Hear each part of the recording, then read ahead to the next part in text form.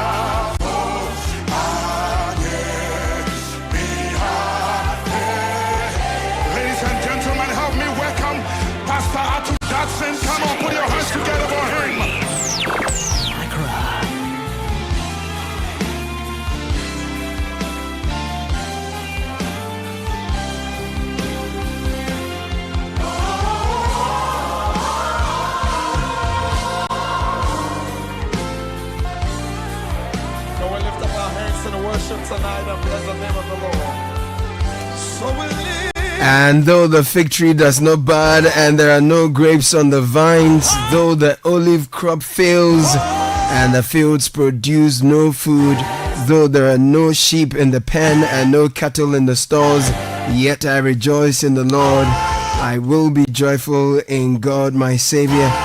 The sovereign Lord is my strength. He makes my feet like the feet of a deer. He enables me to tread on the heights. Habakkuk 3:17-19. Even in our sorrows, we lift our hearts. We cry out loud and we give to Him the praise of our salvation. Last night, the president addressed the nation and he has called for unity even as we grieve. Says to remember that in all things we are Ghanaians first, and he shared some important timelines. So on Saturday, tomorrow, the nation will gather at the forecourt of the State House for an evening of reflection and memorial in honor of the 8 victims who perished in a tragic airplane crash on a Wednesday that has been called Black. Between 10th to 14th, books of condolence will be available at selected ministries and the Ghana Armed Forces Headquarters, NDC Headquarters, NADMO Head Office. And then on Friday, 15th of August, there will be an interdenominational state funeral will be held for the 8 victims at the Black Star Square. May we find comfort, may we find strength in such difficult times. Welcome to 97.3 Citi FM.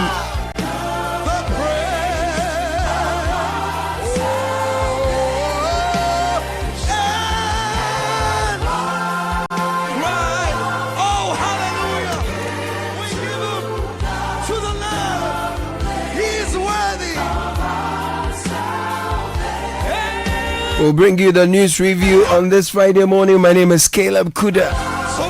Fred Tijabana is producing the show today as always. Francisca Kakrafosing is in the studio. We'll bring you all you need to know. The news review is brought to you by Fidelity Bank. It's back and it's bigger. Fidelity Bank Sika Boom Reloaded promo is here to reward your savings with life-changing cash prizes. Just deposit and maintain 500 Ghana cedis or more in your Fidelity account and you could win up to 100,000 Ghana cedis in our grand draw. With every 500 Ghana cedi deposit growth, you stand a chance to win 5,000 Ghana cedis in monthly draws. So if you don't have an account yet, open one, save smart, earn points and win big. Fidelity Bank is here for your journey. Sika Boom style. It's a promo on the NLA Caritas platform. T's and C's apply.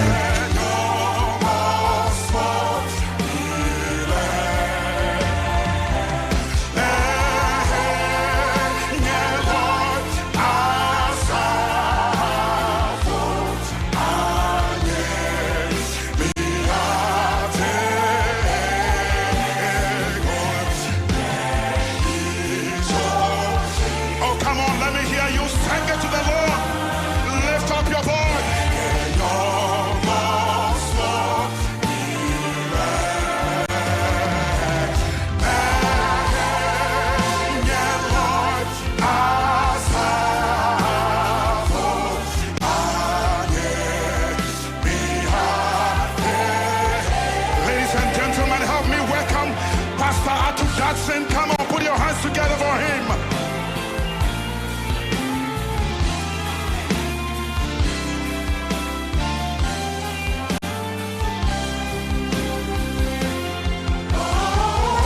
.36 August 8, 2025. Good morning to Richard Alaskai and Francisca Kakrafosing. Ladies, gentlemen, good morning. There's nothing particularly good about the morning. Yeah, but, we are comforted. That's the ritual. Yeah, I will still go with that. It's a new day to mourn. It's a new day to shake up the the anguish, the horror, the pain, and hope that God will give us the strength to be able to put up with the difficulties of these last few days, and those we are likely to deal with in the coming days, because this never goes away. But yes, we are here to do what we have to do for the Republic. They served Ghana, and we will continue to serve in the absence, we who have life still in us. So the Ghanaian Times says this morning, helicopter crash, President leads flower laying and 3-day mourning for victims begins. You can see a photograph of the president here, looking really, really sad. Also, the front page, world leaders mourn with Ghana. There are some other stories on the front page of the Ghanaian Times this morning. I'll take you to the Daily Graphic, and on the front page, let's offer compassion to bereaved families. That's President Mahama. Also, state funeral to be held on Friday, August 15. And there's a picture of President Mahama from his address to the public last night, and also the pictures of the 8 sons of the soil who perished on Wednesday. Let me take you to the news center this morning. Tears, grief all over, and you can see some of the most powerful persons within the NDC lined up in front. Easily the most powerful people. You have the General Secretary here, the National Chairman, the President himself, Vice President, and the Chief of Staff, all here mourning the loss of 8 gallant citizens of this republic. Also, the front page, the helicopter has questionable safety record globally. The newspaper is claiming Josmond Group is mourning victims of the helicopter crash. And another story on the crash, MTN Ghana mourns and calls for digital dignity. It's a responsibility all of us by shoulder. The Inquisitor has it on its front page. After tragic helicopter crash, GM acts swiftly. Also, Godfredo Parijan writes, Dr. Maniboama was a unique personality. Chachu Chikata cancels 50th legal anniversary after tragic helicopter crash. And Lance Minister launches RCOMSDEP. That's RCOMSDEP. That's the Inquisitor.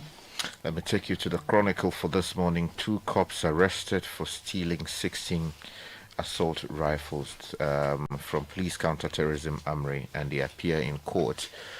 But the story that all of us are talking about is the Jubilee House holding wreath-laying ceremony for victims of the military helicopter crash. Again, the photograph of the president here on the front page of the newspaper. To the Daily Guide and similar stories, Mahama Julius Deborah weep. Ceremonial guarding open to the public. Atuforsen Amabua caretaker ministers. Pictures of the president, vice president, and also the chairman of the NDC, as well as Julius Deborah, the chief of staff, and the 8 who perished. Other stories still related. World leaders, others sympathize with nation, and crashed helicopter black box found, with a picture suggesting that that's the found black box. If you go to the Daily Gist newspaper, there's a claim here how Muntaka escaped chopper crash, leaving 8 dead.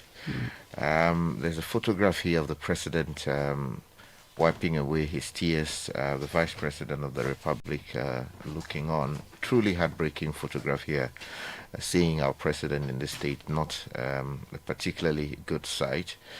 But we have to make do with what is there to do, and to comfort those who are still grieving. Many of us who are still grieving, yeah. Well, the Herald is reporting state funeral for Omaniboama Mutala Mohammed, 6 others next Friday, and that's from President Mahama. Also, Mahama appoints acting ministers for defense and environment after tragic helicopter crash. NCA draws closer to suspend DSTV's license over price exploitation. And industrial zone giant pledges to transform Ghana's manufacturing sector. Take you to the Informer for this morning. Chopper crash, Ghana unites in grief. Mahama declares 3 days of mourning. Again, The Jospon Group is reported as mourning the helicopter crash victims. And then some other stories. Today we're told the GJA would be doing its own version of the wreath laying ceremony at the press center in Accra near the GIJ. So all journalists are invited to be a part of this all-important process of mourning our compatriots. Right. To the Business and Financial Times and cover stories, oil palm sector faces sustainability crisis as climate market shocks persist. Also, Melcom Group spent 25 million cedis on community projects in 10 years. NCA serves multi-choice with notice of intention to suspend broadcasting authorization. Another story on BNFT, Parliament urged to pass Project Management Act to end wasteful abandonment of national projects. And mixed reactions greet new cocoa price. Right. The Daily Post is my final newspaper for this morning. State funeral for helicopter crash victims to be held on August 15 at the Blackster Square, which is the Independence Square in Accra. Photographs from yesterday's ceremony here on the front page. Also, helicopter crash tragedy represents a deep personal loss for me, quoting President John Dramani Mahama. There's a typo there with the president's name. Must be the printer's devil. It is spelled it Maham. Also on the front page this morning, remains of victims flown to South Africa for forensic examination. And then also a very important point made by the president yesterday. The armed forces will be conducting full and transparent investigations into the crash that killed the 8 citizens we are all talking about. So let me take you online, channel1newsonline.com. Helicopter crash, government engaging families on identification interment. This is the president during his address to the nation yesterday. The full text is here as well. Mahama shows transparent probe into August 6 military helicopter crash, and he says this is not the time for political point scoring, and details of a state funeral for the victims are captured here, and it will be held on the 15th of this month. Books of condolence to be opened for fallen soldiers beginning August 10, so that's also captured here. And President Mahama, yes, that address happened last night. NDC holds Akwitia by-election plans over loss of Omane Buama. Others, Yana mourns falling sons of Dagbon. Others lost in helicopter crash. Flower laying ceremony held. That's happened yesterday. And then the details of the national mourning program for helicopter crash has been outlined. That is also here. So these are some of the stories on Channel 1 newsonline.com. In the Ashanti region, investigators have recovered the black box from the military helicopter crash site that we have been told a bit early on. And then US Swiss government mourn Ghana's helicopter crash victims. If you go to citynewsroom.com, stories here say Reverend Wengam details events that saved Mahama from helicopter crash. Cabinet Japan best position to lead MPP. This is spokesperson. There's not the time for political point scoring. That's here as well. And then the assurance of full transparent investigation from the president is captured here, and his statement that it's a deep personal loss is also here. Now Pope Leo the 15th, I believe, right? The 15th, mourns victims of Ghana's helicopter crash. That's captured here. Government targets $2 billion growth in textile and garment industry by 2023. We're told about that. If you go to the High Street Journal, Accra grinds to a partial standstill as nation mourns. Major events cancelled. Economy feels impact. Beloved Ghanaian dishes, fufu with soup and kenke with fish, see sharp price jumps in July CPI. Ghanaian AI expert champions financial innovation with data-driven solutions for SMEs. Margin Online, it was averted. Reverend Wengam reviews prayer battle that kept Mahama off helicopter crash. More details from last night's address captured here, various angles. Another one here, I nearly died in a plane crash in 2007. This is President Kufuor recounting. And in Kumasi, we are told that the vigil for Daddy Lumba in Kumasi has been postponed indefinitely. If you go elsewhere, Israel's security cabinet approves plan to take control of Gaza City. Why Trump-Putin talks unlikely to bring rapid end to Ukraine war. And CNN, still Israeli security cabinet approves Netanyahu's plans to occupy Gaza City. Okay, so let's quickly tell you about what happened yesterday at the Flagstaff House, or the Jubilee House, as it is sometimes referred to. If you go to the center spread of the Ghanaian Times, the story is there. Julius Yao Pechechi reporting says President John Dramani Mahama yesterday led a laying ceremony for the 8 persons who perished in the horrific helicopter crash on Wednesday. Now, he was joined by the Vice President of the Republic, Professor Nana Jane Opoku Ejiman, the Chief of Staff, Julius Debra, and National Chairman of the governing NDC, Johnson Esiedu Nketia, other senior government officials, families of the deceased, and top hierarchy of the Ghana Armed Forces. The General Secretary of the party, Fifi Fiavi Kwete, was also at the ceremony together with the Chairman of the Council of State, Right Honorable Edward Do Ajaho. Now, the solemn ceremony marked the commencement of a 3-day memorial national mourning of the victims. Now, it was held at the ceremonial garden in front of the presidency in Accra. One after the other, the dignitaries placed the flowers in front of a banner embossed with the images of all 8 victims of the disaster. Now, mostly clad in black, some of them could not hold back their tears as they were overtaken by the emotions of the quiet reverence that clouded the venue. And we saw also photographs and images of the president crying, the chief of staff also in tears, and many other government officials and Ghanaians who were there weeping as a result of Wednesday's tragedy. Truly heartbreaking sight we all saw yesterday. And if you stay on Channel 1 News Online following details of the crash, the president addressed the nation last night, and he's saying that this is not the time for political point scoring, and he's urging the nation to come together. President John Dramani Mahama has called for national unity and solidarity as the country mourns the tragic deaths of 8 individuals in a military helicopter crash on Wednesday in Adansia Krofrom district of the Ashanti region. Delivering his first public address since the incident on Thursday night, August 7, President Mahama urged Ghanaians to set aside political differences and rally together in a spirit of compassion and collective grief. In this moment of national grief, let us remember that we are above all Ghanaians, united not just by nationality but by shared hope, shared humanity, and now shared sorrow. We'll bring you back that particular address of the president later on the show, but there are more angles to this that Kakari wants to explore. This is an angle from the Daily Graphic. A retired pilot saying premature to determine cause of helicopter crash. And I find this incisive because already some papers have already started pointing accusatory fingers.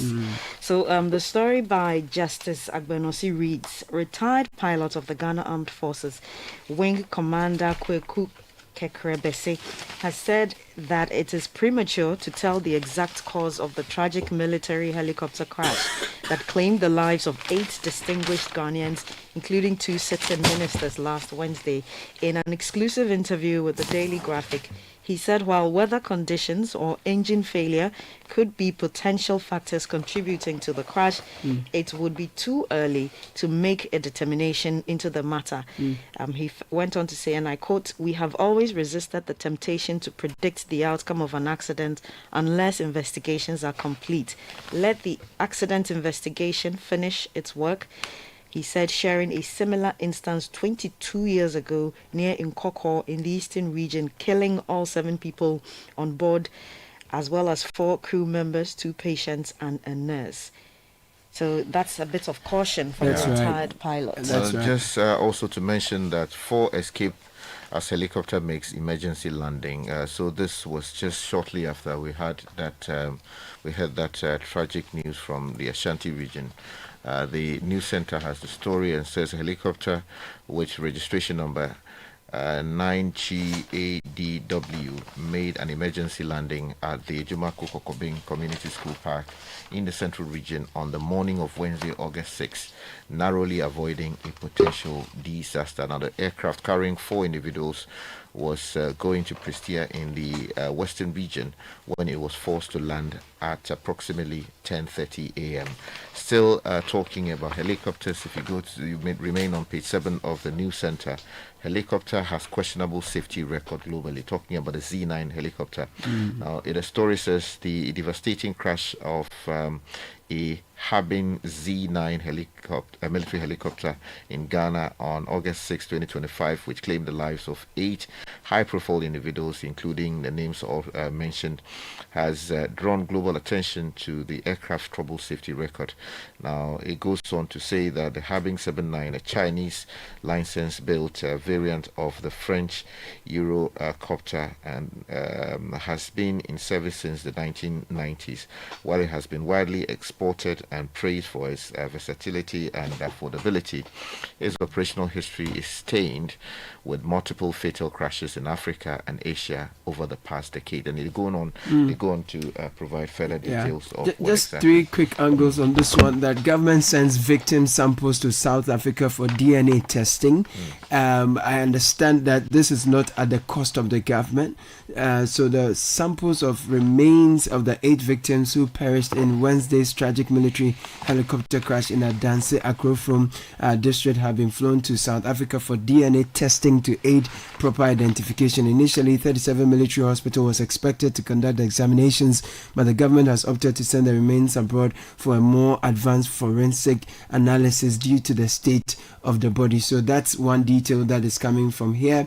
And then in the Ashanti region, the regional minister is making us understand that investigators have recovered the black box from the military helicopter crash site. Indeed, the president also mentioned that. So the final moments, the recordings, the airline, the conditions under which the flights took off and all that, I mean, recordings from the black box will help us appreciate what happened better. That strengthens the call for caution. Information about the black box from the Daily Graphic, what exactly it is.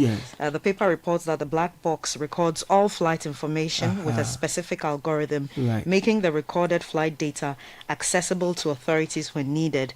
Contrary to popular belief, the black box is mostly a bright orange box and not black. The box is resistant to the most extreme situations, including blazing fires, and is one of the special tools of the aviation research industry with voice recording features, and it helps clarify reasons for accidents and to find ways to prevent them. So let's all exercise some patience and allow the investigative bodies to conclude their work, and then the lessons thereof will be taken. 6 dead still on plane crashes. 6 dead in Kenya medical small plane crash. Officials say 6 people have been killed after a light aircraft belonging to a medical charity crashed in Kenya's national capital, Nairobi, according to a local official. Now, charity Amref Flying Doctors said the Cessna plane took off from Wilson Airport on Thursday and was en route to Hargeisa in Somali when it crashed and burst into flames at a residential building in Nairobi's Githuria area. Now, Kiambu County Commissioner Henry Wafula said 4 people on the plane were killed, including doctors, nurses, and the pilot, as well as another 2 people on the ground, while 2 others were seriously injured. Well, we are all calling for responsibility online following the tragedy, and MTN Ghana is joining that call. The story is on the page 7 of the news center. It says MTN Ghana has expressed deep sorrow and solidarity with the nation following the tragic helicopter crash that claimed the lives of 8 high-profile individuals, including 2 ministers of state and other prominent figures. And then they go on to call for dignity in mourning. In his personal tribute, the Chief Executive Officer of MTN Ghana, Stephen Blewett, urged Ghanaians to use the digital space to support national healing rather than spread sensationalism or distressing content. And this is a very important call because of all the things that people are spewing online. And I think yesterday some of the telcos sent some of these caution messages.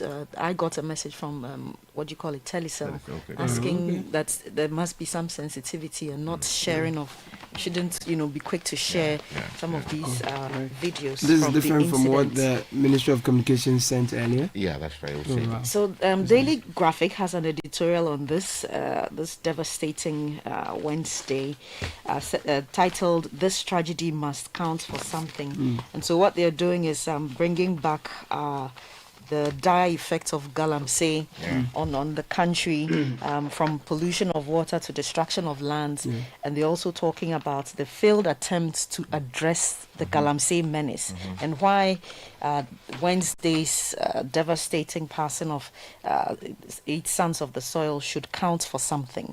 So that makes a good read. Remember, we lost Major Mahama under very devastating circumstances. And these 8 dying on their way to launch a program which they were hoping would help deal with the galamsey menace.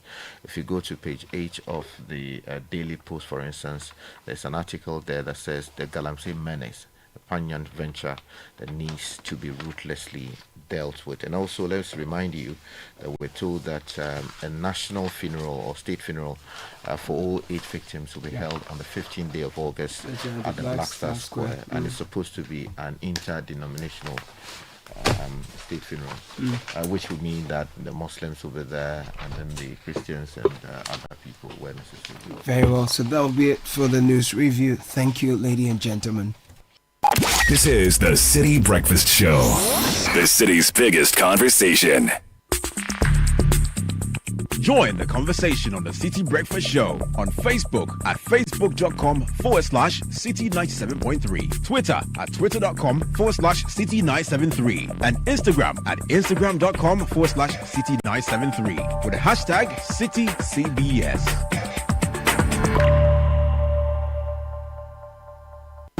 The City Breakfast Show. Rise above the noise.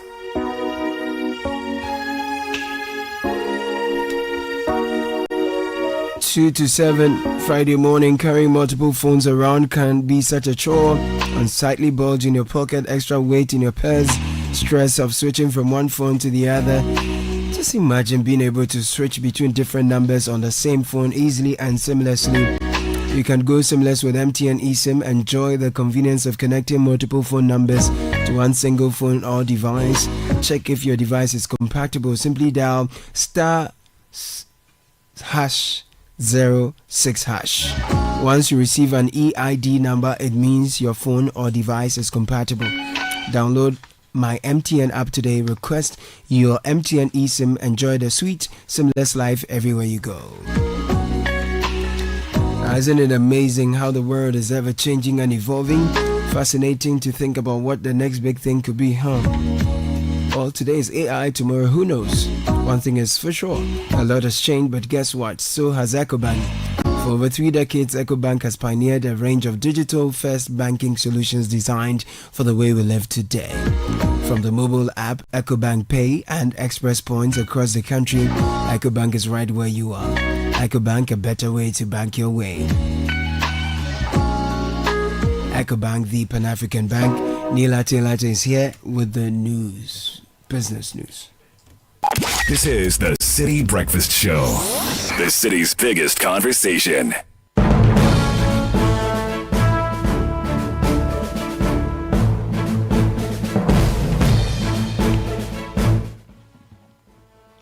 Hello, good morning, and welcome to the breakfast edition of City Business News on 97.3 City FM. It's proudly brought to you by MTN and EcoBank.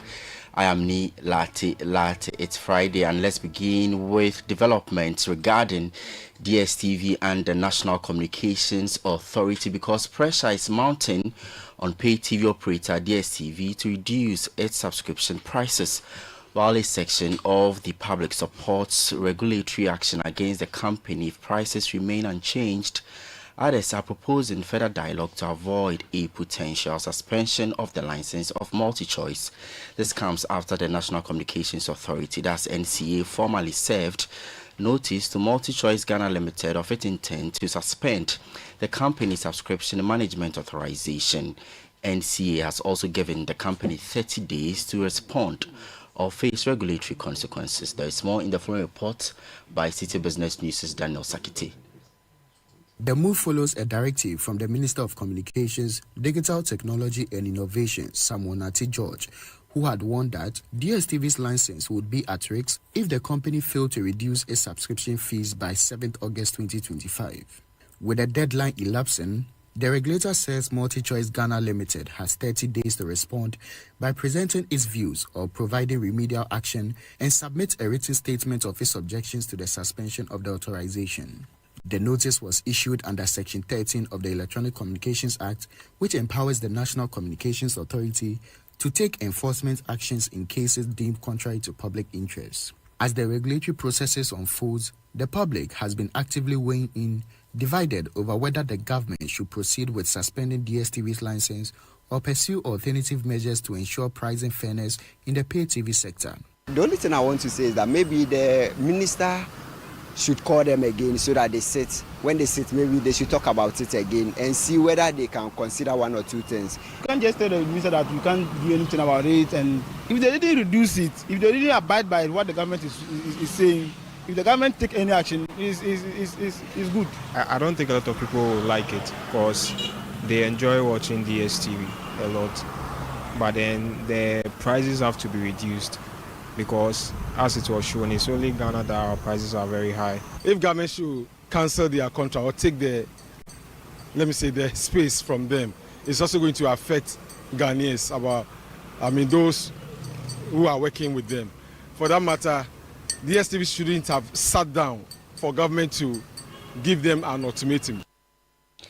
Citi Business News' Daniel Sakiti starting us off with that report. Let's go to the energy space now because analysts there are advising international oil companies operating in Ghana to prioritize production efficiency as a key strategy for returning to profitability. This follows the $61 million post-tax loss recorded by Tullow Oil for the first half of 2025, a sharp reversal from the $196 million profit posted during the same period last year. Energy analyst and executive director of the Center for Environmental Management and Sustainable Energy, Benjamin Nsia, tells Citi Business News that boosting operational efficiency and increasing output will be crucial for a turnaround. He adds that with shifting global energy dynamics and price volatility, companies must adopt smarter, lean approaches to remain competitive. Most national oil companies and also international oil companies must begin to improve on operations and improve on producing more oils so that they can be very profitable in future. Because oil prices may not escalate higher than what we are observing. And if oil prices do not escalate, what it means is that at constant production, revenues will be affected. And if revenues are affected, it may lead some of these companies to wind down because consistent losses will call for liquidations of these companies, which may affect Ghana as a country. So what we think Tullow and other operators in our upstream should do, medium and long term, is to produce more oil. Energy analyst and executive director of the Center for Environmental Management and Sustainable Energy, Benjamin Nsia, there. Now, despite a marginal decline in inflation for July, food inflation remains the primary driver of Ghana's rising cost of living, accounting for more than half of the 12.1% headline inflation recorded for the month. According to data from the Ghana Statistical Service, food inflation slowed to 12.1% in July. However, industry stakeholders say the pace of decline is too gradual to offer real relief to households and businesses in the food supply chain. Speaking to Citi Business News, Executive Director of the Peasant Farmers Association of Ghana, Bismarck Norte, said The government must intensify efforts to ensure that recent macroeconomic gains are translated into support for the agricultural sector. He believes targeted investment in farm inputs, irrigation and market access will help stabilize food prices and enhance productivity. The inflation rate has dropped to 12, which is being led by food inflation that also dropped. In fact, we hope and we expect to see a further reduction in the coming months, in the month of August, September, probably to the end of the year, as we anticipate some very good climatic conditions which will lead to an increased yield. And also with the current positive or favorable macroeconomic indicators like the favorable exchange rate, relatively lower fuel prices, which has reflected in some drop in prices in some agricultural inputs like fertilizer and feed and agrochemical. I think that we should be expecting some further drop in inflation. Executive Director of the Peasant Farmers Association of Ghana, Bismarck Norte, speaking. Now, on the forex market this morning, the dollar is trading at 11 cedis 90 pesos. The British pound at 15 cedis 80 pesos. That of the euro could be sold to you at 13 cedis 80 pesos. A reminder that these are forex bureau rates and not the Bank of Ghana's interbank rate. And that's it for the breakfast edition of Citi Business News on 97.3 Citi FM. I am Ni Latte. There is more news on citynewsroom.com/business. Do have a good business day, but coming up next is the Citi Business Edition. If you know these sounds, you didn't just live through the 90s. You lived the experience. Back then, connection took minutes. Today, it takes a blink. You express yourself with memes. You hold video calls across continents. You say hey to an AI who responds, "Hello, Kwame." You order rides, dinner, and dreams all from the palm of your hand. A lot has changed, so have we. For over 3 decades, EcoBank has evolved with you, leading digital banking in Ghana and across 33 African countries, pioneering solutions built around how you live, move, and dream today. From our express points to EcoBank Pay, online banking, and the mobile app, we are where you are. Here for today, ready for tomorrow. Now, that's change, powered by EcoBank. EcoBank, a better way to bank your way. EcoBank, the Pan-African Bank. Ah, Ma, have you received the delivery? See on the rider's bay. Send in a momo. Okay, *177. Ah, Paco. Don't you use a smartphone? Use a momo app, ne? Huh? Abba app. Hey, I want to say a millennium. Say millennial. Inim. Oh, millennium for ya nyaze. Switch to the app. Oh, you're smart. No, you're secure. Enter a world of possibilities with the Momo app. Pay your favorite merchant, pay utility bills, and borrow from our wide range of lending services. Move to the app side today. MTN. Join the conversation on the Citi Breakfast Show on Facebook at facebook.com/Citi97.3, Twitter at twitter.com/Citi973, and Instagram at instagram.com/Citi973 with the hashtag CitiCBS.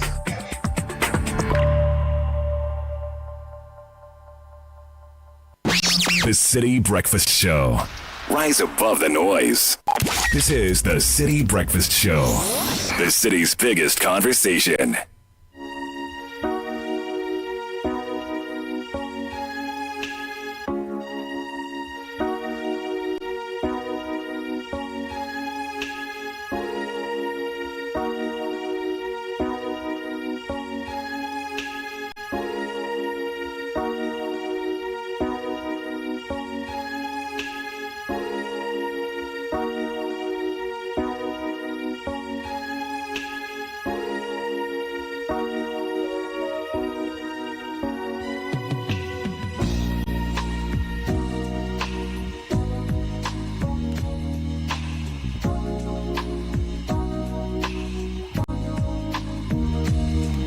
We'll bring you the business edition shortly as 10 after 7, 97.3 Citi FM. This is the Citi Breakfast Show. I am Caleb Kuda.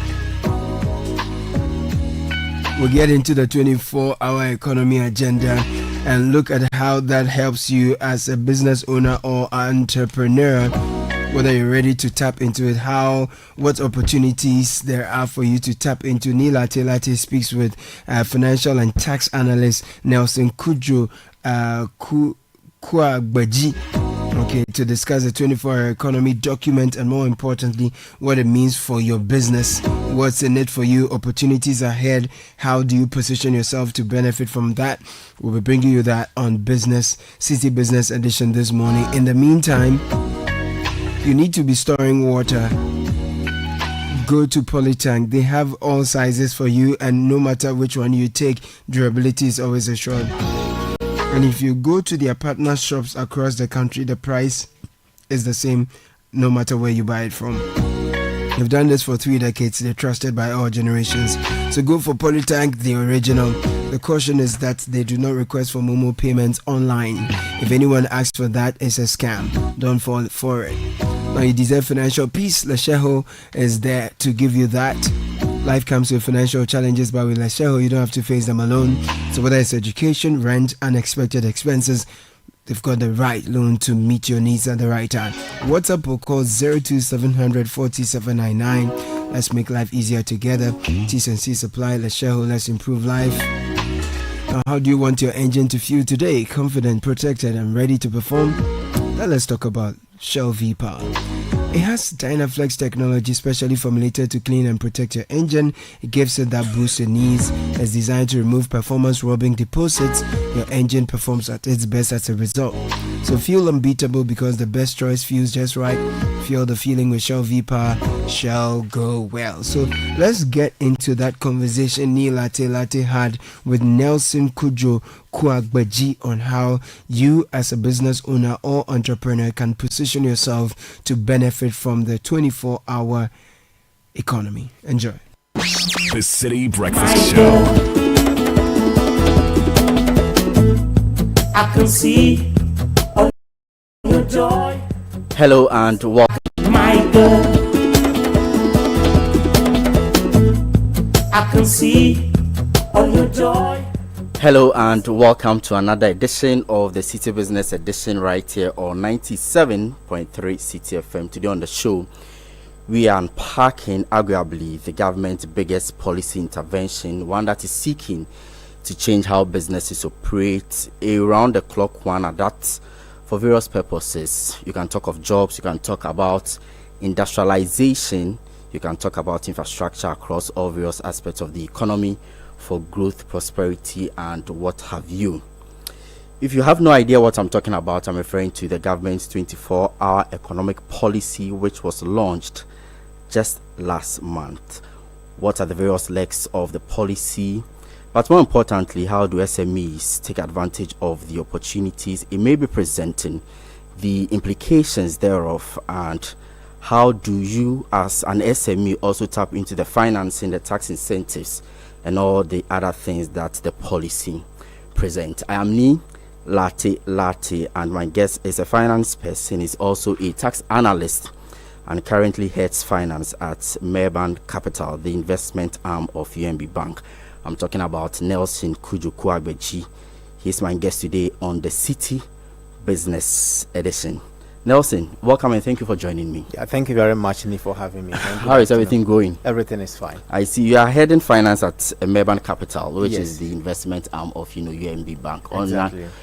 Ordinary day when you go to work as head of finance, what exactly do you do? Well, there is always a lot to do. I see. There is always a lot to do. We operate in a regulatory environment, and so everything that we do must comply with the regulations of the Securities and Exchange Commission. And we also work directly with GRA, and so we make sure that all our tax decisions comply with GRA laws and any other normal thing that any head of finance would do on an ordinary day. Yes, that is what I do. I see. Wonderful point you make over there. But do you also provide any form of special services, be it advisory or even finance to SME, small and medium-sized enterprises? Yes, we have a corporate finance and research department that conduct research within the Ghanaian economy and also offer investment advice, not only to individuals but also businesses across board. So we do that more often. Amazing. And how often do you get SMEs coming in to seek such services? Well, as and when they need a service, they come. Yes, and sometimes too, we also do some targeted SMEs, and then we approach them with certain business ideas in order to enhance their mode of operation. Interesting. So to why you are here in the first place, we'll talk about your role. But let me also say that apart from that, it's a purely investment bank.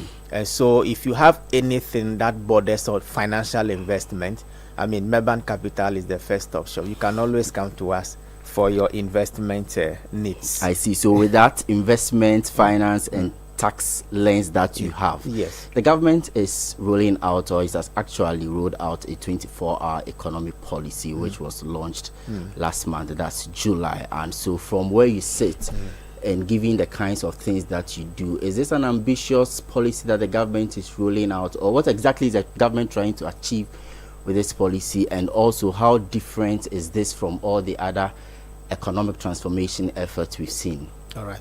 So once again, thank you very much for the opportunity. I think the first time we heard of the 24-hour economy was during the campaign time, when the then candidate John Mahama made it clear that upon assumption of office, they are going to operate on a 24-hour basis. And so then the idea was that they will allow private sector who hooked onto the fund to operate longer hours. And so you hear of the slogan, the same job and 3 shifts of 8 hours. That was what we heard during the campaigneering time. However, upon assumption of office, there has been a policy shift from the elongated working hours to a more comprehensive structural reform program that, according to the government, will transform the economy of this country. Now, when the program was launched, we were told that the program will be rolled out in 2 phases. The first phase will focus more on the direct incentives to businesses, or direct incentive to actually incentivize or encourage private sector to operate for more than the normal hours that we do. And so, for instance, Citi FM here, some will come and work for 8 hours, others will come after the first 8 hours, and the other guys will also come. So there will be a 3-shift system. So the government made it clear that there are certain incentives that will be given to businesses that hooked onto the 24-hour economy program. That is the first leg of it. And then the second leg has to do with the structural bottlenecks of the economy, where the government, in addition to the elongated working hours under the phase 1, they have actually brought on board the 8 legs, or the 8 pillars, which are the Grow 24, which has to do basically with agriculture. They also have the Make 24, which has to do with agribusiness and manufacturing. They also have the Build 24, which is the built environment and infrastructure in general. They also have the Show 24, which is culture, arts, and tourism, which they are simply calling the CAT, the CAT. We also have the Connect 24, which has to do with supply chains, logistics, and market system. Then we have the Fund 24, where the government intends to raise about $4 billion in supporting the 24-hour economy program. And they also have the Aspire 24, which deals with work culture, and finally the Go 24, which has to do with sustainable mobilization of Ghanaians around the whole 24-hour economy program. So generally, this is what the whole program is about. I see. So what I get from what you've just said is that the government is basically trying to solve the issue of, structural bottlenecks in the economy, also create jobs, and also incentivize businesses, the private sector for that matter, to ensure that they are able to turn around the operations in a manner that will be for the greater good of the economy. But is it a good start to begin for SMEs, positively and negatively? How is this going to impact the small scale businesses that we have here in the country? Okay, so when you look at the business environment of Ghana, you realize that the chunk of the economy is made up of SMEs. And one of the challenges that SMEs face has to do with financing, because you cannot be operating a small business and then go to the bank to go and take a loan at the rate of 30%. Cost of capital is very high in this country. And according to the program, the government through the Development Bank Ghana wants to give a concessionary loan to SMEs at the rate of 12%, so I think 12.5% per annum. And so this is far below the current lending rate. And this is going to support businesses to expand their mode of operation. There again, if you are an SME that wants to hook onto the fund and you want to operate on an 8-hour basis, what it means is that the government is saying that when you operate a 2-shift system, you'll be entitled to 25% rebate on your corporate income tax. And if you operate a 3-shift system, you will be entitled to 50% rebate on your corporate income tax. When we say rebate, what we mean is that when your chargeable income is 10,000 and we are operating on a 3-shift system, then it means that your chargeable income will become 5,000. Or when your tax is, let's say, 2,000 and you are operating on a 3-shift system, then it means that your income tax become half of what ordinarily you would have paid. We'll be getting deeper into the tax rebates and the incentive, but for now I just want us to lay the foundation so that in the next leg of the conversation we'll talk about how businesses can take advantage of the kinds of incentives that the government is providing under this policy. But back to the issue of financing, which we've admitted that we know that about 80% of the businesses that we have in the country are SMEs, and one of their biggest problems is the fact that they do not have the financing. But aside from the issue of financing that the policy is trying to fix, in terms of, let's say, infrastructure, logistics, and even labor, the availability of it to run this 24-hour economic policy that we are talking about, is it something that the country is ready for? Okay, all right. So if you look at the various pillars under the program, you realize that the program will be offering a varied level of employment to different categories of persons. Now, let me take you through the breakdown of each pillar. Please do. And then we see who can gain employment under each pillar. Right. Now, when you take the Growth 24, there are basically two areas under it. We have the Eden Volta bread basket, where the government intends to cultivate over 2 million hectares of land. Government actually wants to use this particular project, the Eden Volta bread basket project, as the bread basket of the entire West African sub-region. And so they actually want to irrigate the entire Volta basin for the production of crops. And then the second area under the Growth 24 is the Shikpon urban and peri-urban farming revolution, where the government intends to cultivate about 3 to 5 hectares per plot in each urban area. And so when you take Greater Accra, for instance, government will be cultivating about 3 to 5 hectares of urban land. Now, this project is basically focused on short cycle, high demand vegetables. I see. So like tomato, like onion, like okra, vegetables that are in high demand. So this is where the project wants to focus on under the Growth 24. Now, when you come to Make 24, the government intends to develop modern industrial parks. Now, under the modern industrial parks, the government intends to look at the following areas. Number 1, agro processing. Number 2, textile and garments. Number 3, pharmaceuticals. Number 4, construction materials. And number 5, machinery and technology. So these are the 5 areas that the Make 24 actually wants to. So 2 out of the 8 strategic pillars under the policy you've given me. So that's Growth 24, basically about agric, and also Make 24. Some other development coming. But speak to me more specifically about Connect 24, which has to do with some form of air cargo and export, areas, and tie it with the kinds of new markets and even export opportunities that SMEs can be benefiting from this policy. Okay. Now, when you look at the infrastructure network of this country, you realize that our road network or our logistics, infrastructure in this country is very poor. In fact, according to the World Food Program, every year, post-harvest losses on yam alone is about $180 million. That's huge. Which means that the yam is produced all right up north, but they don't get to, the centers where they are supposed to be consumed. They either stay on the farm or get stuck on the road. Exactly. They get rotten.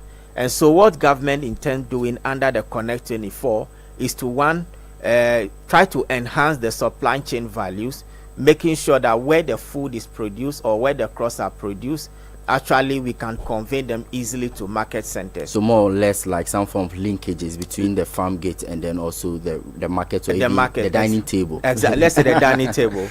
And the second one has to do with logistics. And so logistics, here we are also talking about warehouses. If you can get the yams to where you can warehouse them and export, then we can reduce that post-harvest losses. And then the market system. The government is also looking at market beyond the borders of this country.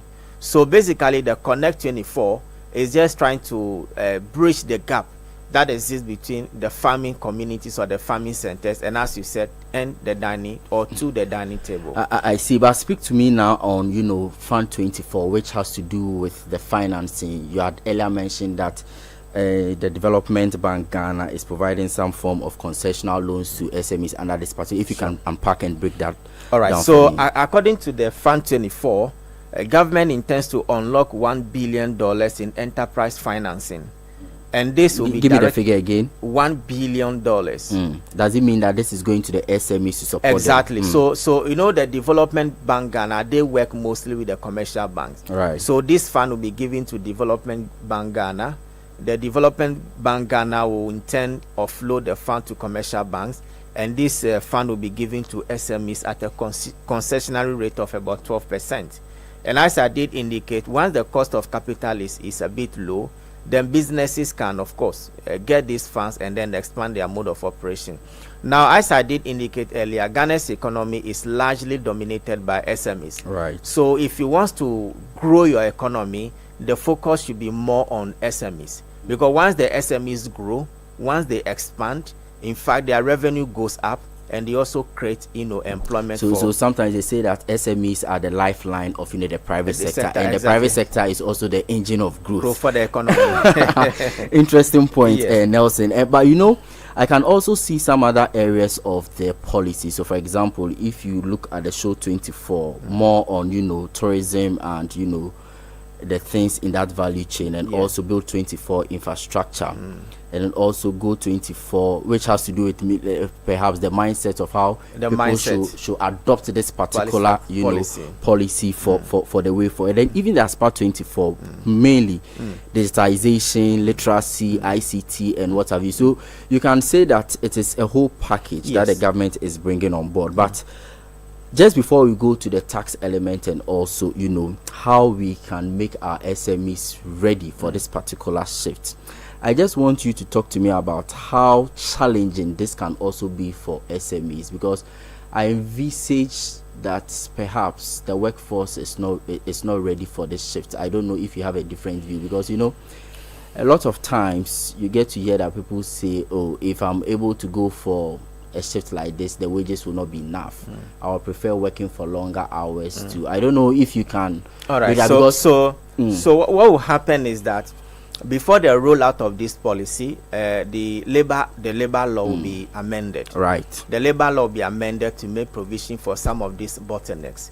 Somebody may say me working from 8 a.m. to 5 p.m. will be better than working from but I think once the labor law is amended, some of these bottleneck issues will be catered for some of these issues. In any case, when you go outside Ghana, people work on hourly basis and they are paid based on hourly basis. And so we can also adopt the same model here, where you can work maybe in one company for 8 hours and then go and work in another company for 8 hours. And so once the labor law is amended, I'm sure some of these issues will be catered for. This is still the Citi Business Edition on 97.3 Citi FM. I am Ni Latte. I am speaking to Nelson Kujoku-Agbeji, Head of Finance at Meban Capital. We are really unpacking the whole concept of the 24-hour economy as outlined by the government. Right about now, I want to engage him on how to make your SME ready for this particular shift, and also how you can take advantage of some of the incentives and tax rebates outlined in the policy. I am Neil Atilati. Don't go away. I'll be right back. Welcome back. This is still the Citi Business Edition on 97.3 Citi FM. I am Neil Latte, and today I'm talking to a finance and tax analyst who is also head of finance at Merbank Capital, Nelson Kujo Kwagbeji, here on the Citi Business Edition, talking to us about the 24-hour economy, how SMEs can tap into the benefits, opportunities, and also if there are any implications at all for small and medium-sized enterprises and the private sector as a whole. He is really educating us on this particular one. And so, Nelson, thank you for staying with us again. But let's talk about how the policy is also going to help us reduce our import dependency, because if you look at the policy as the government introduced, one of the challenges the government cited was our huge import dependency. What picture are you seeing if we are to fully harness the full potential of this policy? How can we reduce our import dependency? All right, thank you very much. In fact, it's as a result of our high import dependency that we have witnessed the depreciation of the Ghanaian cedi in the past. And so if there is any policy that is coming on board to actually help us cut down significantly on import, I think that will be very good. One of the areas that I'm looking at is to make import of certain goods more expensive. The government, as part of the financing mechanism, intend to slash 2.5% import levy on certain goods that can be produced locally in Ghana, which means that those goods, when they come, 2.5% import levy will be slashed on them, and they will be more expensive as compared to the goods that are produced domestically. And so here, this particular one that you're talking about, I can see it as one of the incentives for the private sector, exactly, which has to do with import-related incentives. Exactly, which is sort of a protectionist mechanism being adopted by the government to protect the local industries. So are we saying that we are going to see SMEs being exempted from, let's say, the import duty, the VAT, they get from the ECOWAS levy? Is that the case? Yes. So if you look at the incentives under the whole program, I can count about 10 of them. You will be taking them one after the other. Maybe let's begin with this particular one. So the 2.5 import levy is actually supposed to be slashed on goods that otherwise could have been produced locally in this country. And so once you are bringing them into the country, the government intends putting 2.5% on it. So those goods will be expensive. So it's a protectionist mechanism. So that people not import those people not import them. Even if you import them, people cannot buy. They will rather resort to the local ones. I see. And this is going to be facilitated by the GIPC. I can see the remarks here by the Ghana Investment Promotion But Ella, we're also talking about the operational shift incentives. We're talking about the CIT, which is the corporate income tax. Yes. Explain to me how that is going to work. All right. Okay, sure. So what this incentive seeks to do is to incentivize companies that will roll through the program. And so if you are operating a two-shift system, you'll be entitled to 25% CIT rebates, and which means that when your income tax is, let's say, 10,000, 25% of it will be taken off, and so you'll be paying. Will be borne by the government. Exactly. Not really borne by the government, but it will be taken off because government cannot pay tax to the government. Okay. So it will be taken off. And then when you are running the three-shift system, it means that 50% of your corporate income tax will also be taken off. And also, there is this the ease of doing business that will be facilitated by the regulatory authorities, for instance, the Ghana Investment Promotion Center. So in terms of the operational shift incentives, this is what it seeks to do. Don't forget that those same companies that are working or that roll onto the program, they are also supposed to enjoy some benefit under electricity. I was just about coming to that. So we call it the TO, that's the time of use tariff. So a special tariff will be designed for them. so that once they are operating between the hours of 6 p.m. to 10 p.m. to 6 a.m., they can also enjoy some level of incentives under the program. I see. And this rate of reduction, we have been told that is going to be determined in consultation with the Ministry of Energy, of course, certainly, and Green Transition. Sure. But there is also this bit of infrastructure tax credit, up to 30% tax credit for private investment in key infrastructure like roads, solar mini grids, terminals, and then it gives the that's point number 1, 2, 3, 4, 5, 6 in the private sector incentive. Yes, sure. Explain that to our listeners as well. Okay, sure. So the government intends to give 15% tax rebate to any company that wants to operate within the energy sector. You know, this country, we have had energy shortfall for so long a time, and this whole 24-hour economic policy, you need electricity to operate. You need stable supply of power. And so what the government intends to do is to give 15% tax rebate to investment in clean energy and value-added byproducts that are derived from agricultural and industrial waste. In fact, most of agricultural waste and industrial waste, we don't use them. And so if there is any private sector person that wants to convert them into energy, which of course is clean energy, green energy, the government intends to give that company 15% tax rebate. You had earlier spoken about the concessional loans, that's less than 12% interest rates. Do we know the tenors of this particular, relief that the government is trying to provide with its development and financial partners? All right, for now, the details are not out there. The document the government released is a skeletal document. What we analyze from the document is that they will be giving concessionary loans through the Development Bank Ghana, through the banks to small and medium scale enterprises. And I'm sure when the program is finally ready to be rolled out, the details of this concessionary loan will be given out for SMEs too.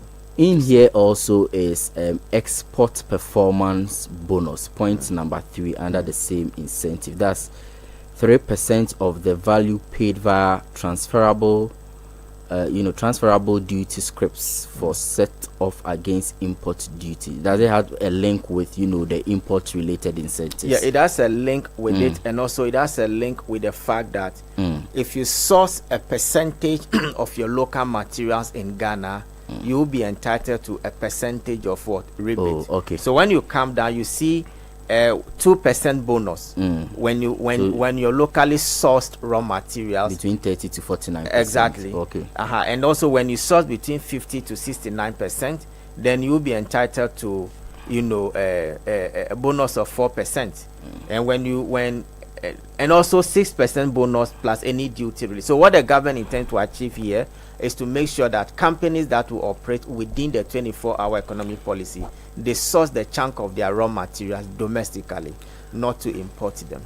So whilst you are trying to push the local economy, we are also trying as much as possible to reduce the kinds of things that we import. But one of the interesting things about these incentives is the fact that the government is trying to also do some form of export linked subsidies. And so, for example, it's trying to reduce the cost of logistics, working capital top-ups, bonded warehouse, where I know that a lot of businesses also incur a lot of costs when it comes to warehouse rent and warehouse, and also some form of trade promotion incentive. Are you able to explain how that dynamic is also going to work out?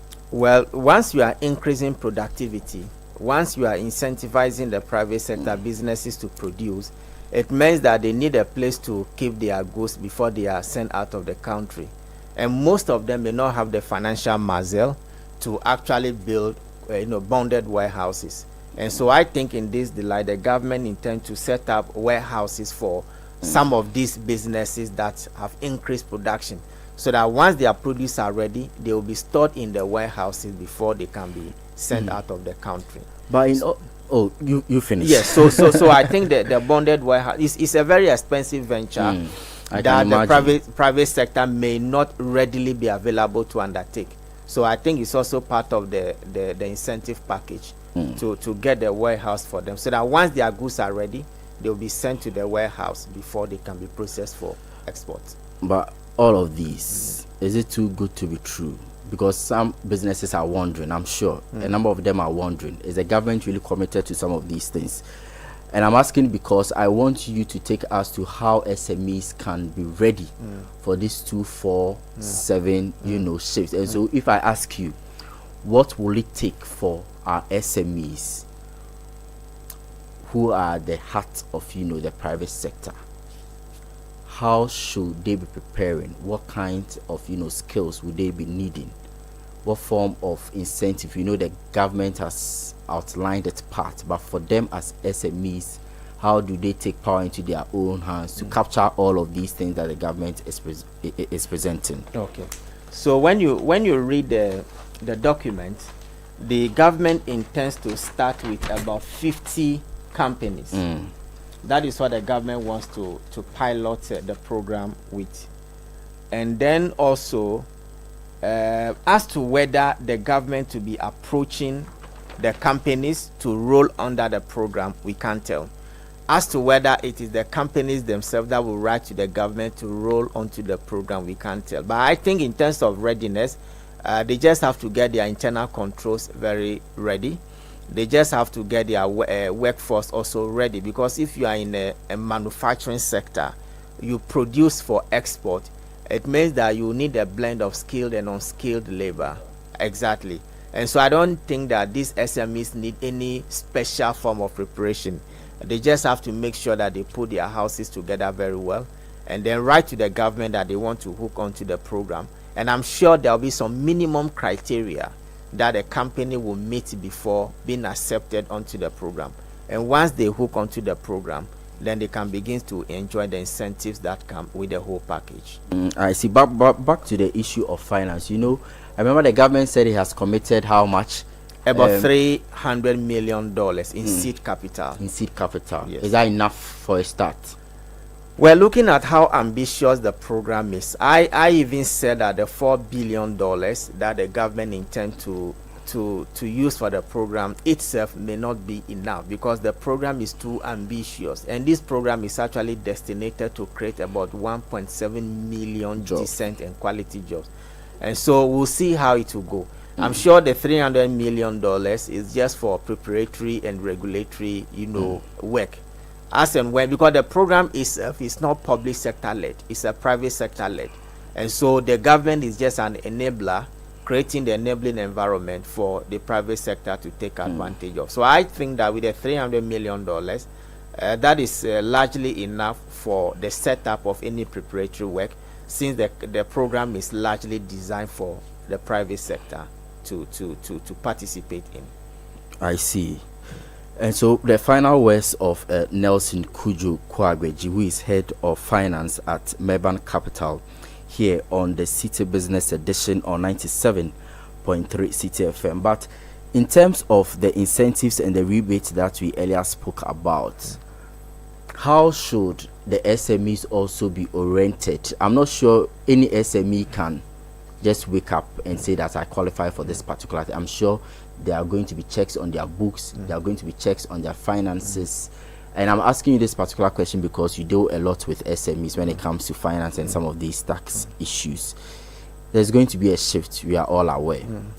But proper bookkeeping and also proper records, one of the things that we keep hammering for SMEs to ensure that they benefit from some of the good things that the government and the private sector is providing. I want to take your final words on this. This is 24-hour economy, ambitious, you've already admitted. What's the advice to the government itself? Well, I think that, as I said, this program is not designed for government to participate largely in it. It is designed for the private sector. And the private sector too, it is not just any business that will wake up and say, I want to operate on 24-hour economy basis.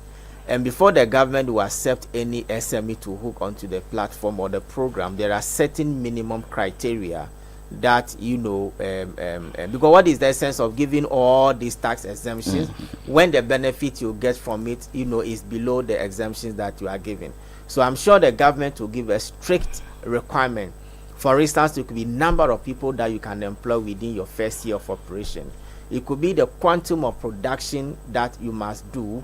It could also mean the value of export that you must do, and the value of foreign earnings, or forex that you must bring into the country.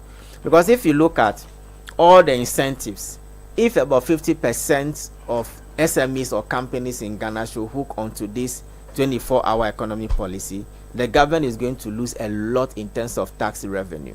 You understand? Because you are giving 50% rebate, 25% rebates, levies at the port, you are cutting them down. So I'm sure before any company can hook onto the program, there will be a minimum criteria that this company must at least satisfy. And then I've also been saying that the success and the failure of this program depends on two things. Number one, government commitment to the program. Government said they will be committing $300 million and also make the business environment very, enabling for businesses to take advantage. So government own commitment is key in the success of this program.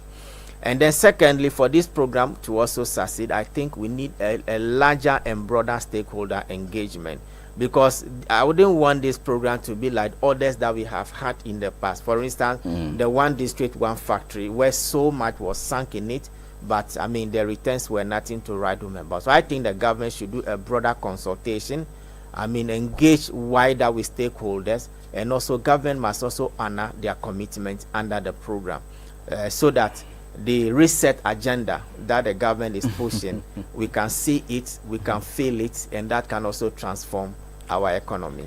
Interesting point, but this is the final point, and I mean final point. We've spoken about agri, we've spoken about tourism, we've spoken about some other key sectors of the economy. But for you, which of these sectors do you see leading the change? Which of them will be the game changer, and which of them stands to benefit more from this particular policy, so that SMEs will be channeling or putting a lot more of effort into that particular aspect of the economy? Well, Ghana's economy is largely an agrarian economy. I envisage that. Yes. First quarter, our economy grew by 5.3%. The real GDP growth rate for first quarter is 5.3%. And out of this 5.3%, agri actually grew by 6.6%. That is the contribution of agri towards the overall growth, growth rate. So I think that we should go back to the base. In any case, the government has a policy called Agri for Economic Transformation Agenda, where 1.5 billion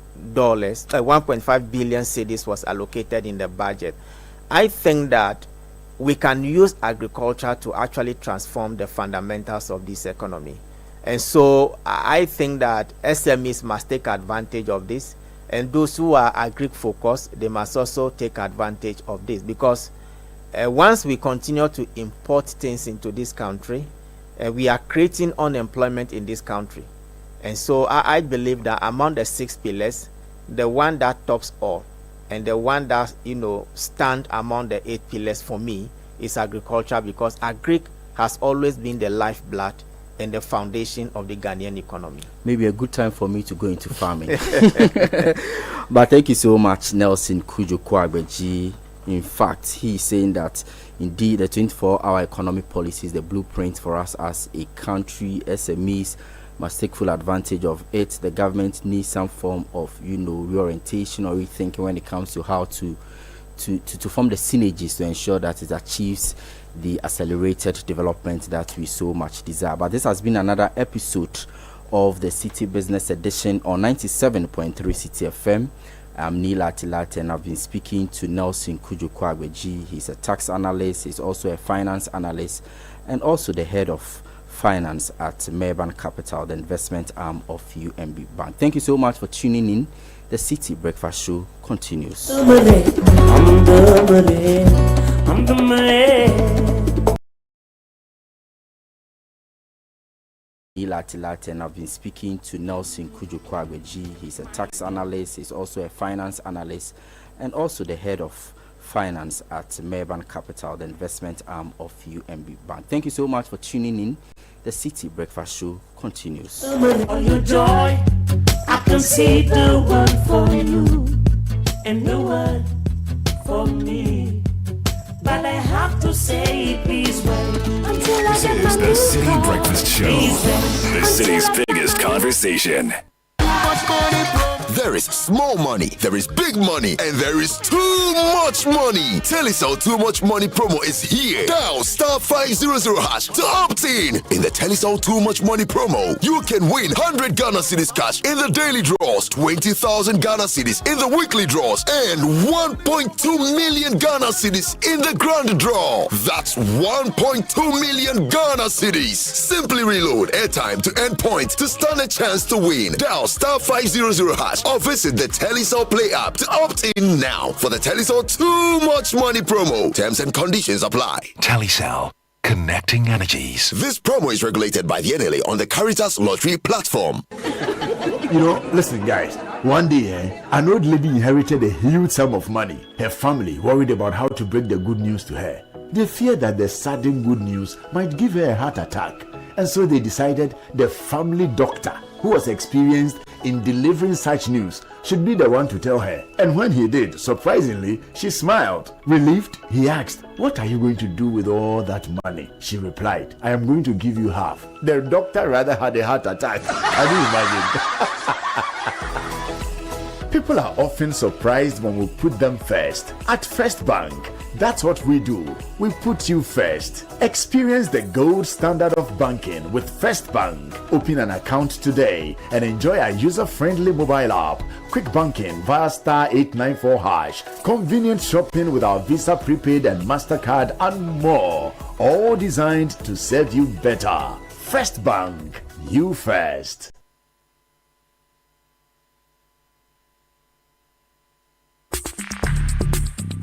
Join the conversation on the City Breakfast Show on Facebook at facebook.com/City97.3, Twitter at twitter.com/City973, and Instagram at instagram.com/City973 with the hashtag CityCBS.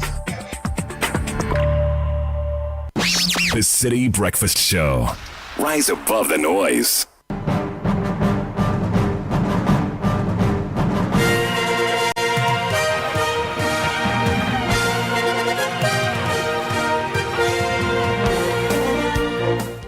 Good morning, it's Friday morning. Welcome to Kickoff on the City Breakfast Show with me, Edwin Kwakofi. Kickoff is powered by Shell. Shell Go Well, Politangana, Elesheho. Let's improve life. Let's begin with some swimming, and Ghana's Nubia Ejay has rewritten the record books at the 2025 World Aquatics Championships in Singapore, setting a new national record in the women's 50 meters butterfly. Ejay, who already holds the 100-meter backstroke record, clocked 28.82 seconds to finish third in Heat 4, breaking Joselle Mensah's previous record of 29.14 seconds. Speaking after the race at Delighted, Ejay says she's proud to have made this achievement. 55 was good. Really happy with that PB. I've been waiting for that, so really happy. This is the highest level of competition. How are you finding it? It's been really good. It's so nice to obviously swim against the best of the best in the world. I feel like it really pushes you as a swimmer to do a lot better. Especially to see how much they push in all their races, and seeing all the world records and all that stuff being set. It's really nice.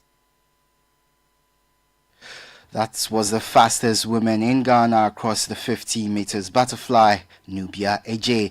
Let's move on to the Black Queens now, and their captain Jennifer Kujo says their upcoming 2026 WAFCON qualifying tie against Egypt is a chance to build on the team's recent success. Ghana will face Egypt in a two-legged tie with the first leg scheduled for the 25th of October. Jennifer Kujo says the Queens are hoping to continue their momentum after clinching bronze at the last WAFCON. With Egypt, I've had privilege to go there with my team in FC. I've seen a little bit of them. They play similar.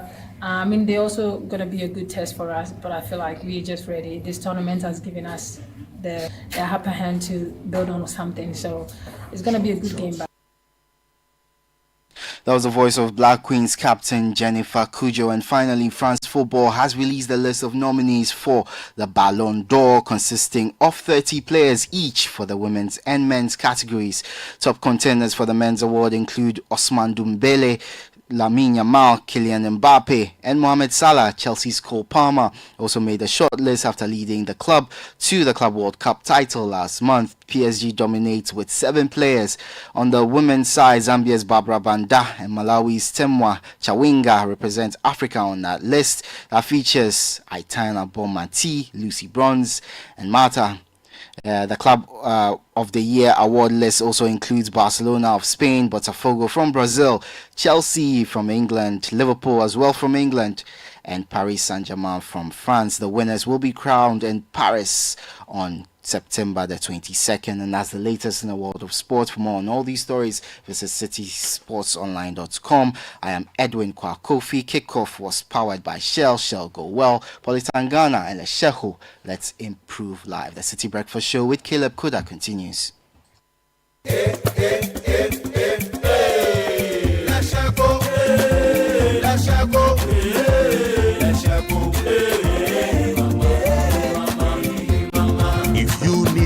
Services, innovative financial solutions. We deliver on our promise, cause we are number one. Let's share go, we improve your life. Let's share go, let's share go, hey mama, hey mama, hey mama. Even when you're stuck with nothing, no matter your situation, let's share go, we improve your life. Let's share go, let's share go, let's share go, hey mama, hey mama, hey mama. Let's share go, we improve your life.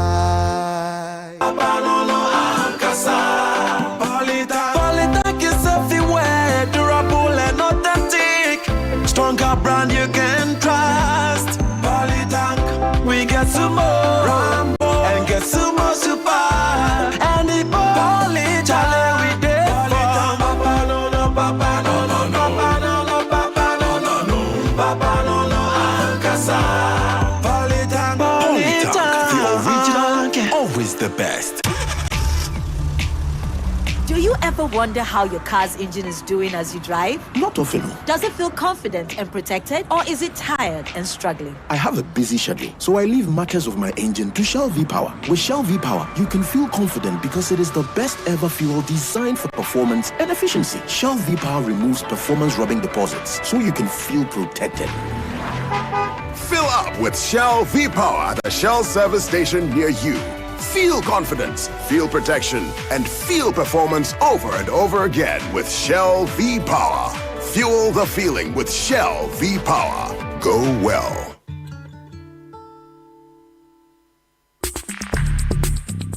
Join the conversation on the City Breakfast Show on Facebook at facebook.com/City97.3, Twitter at twitter.com/City973, and Instagram at instagram.com/City973 with the hashtag CityCBS.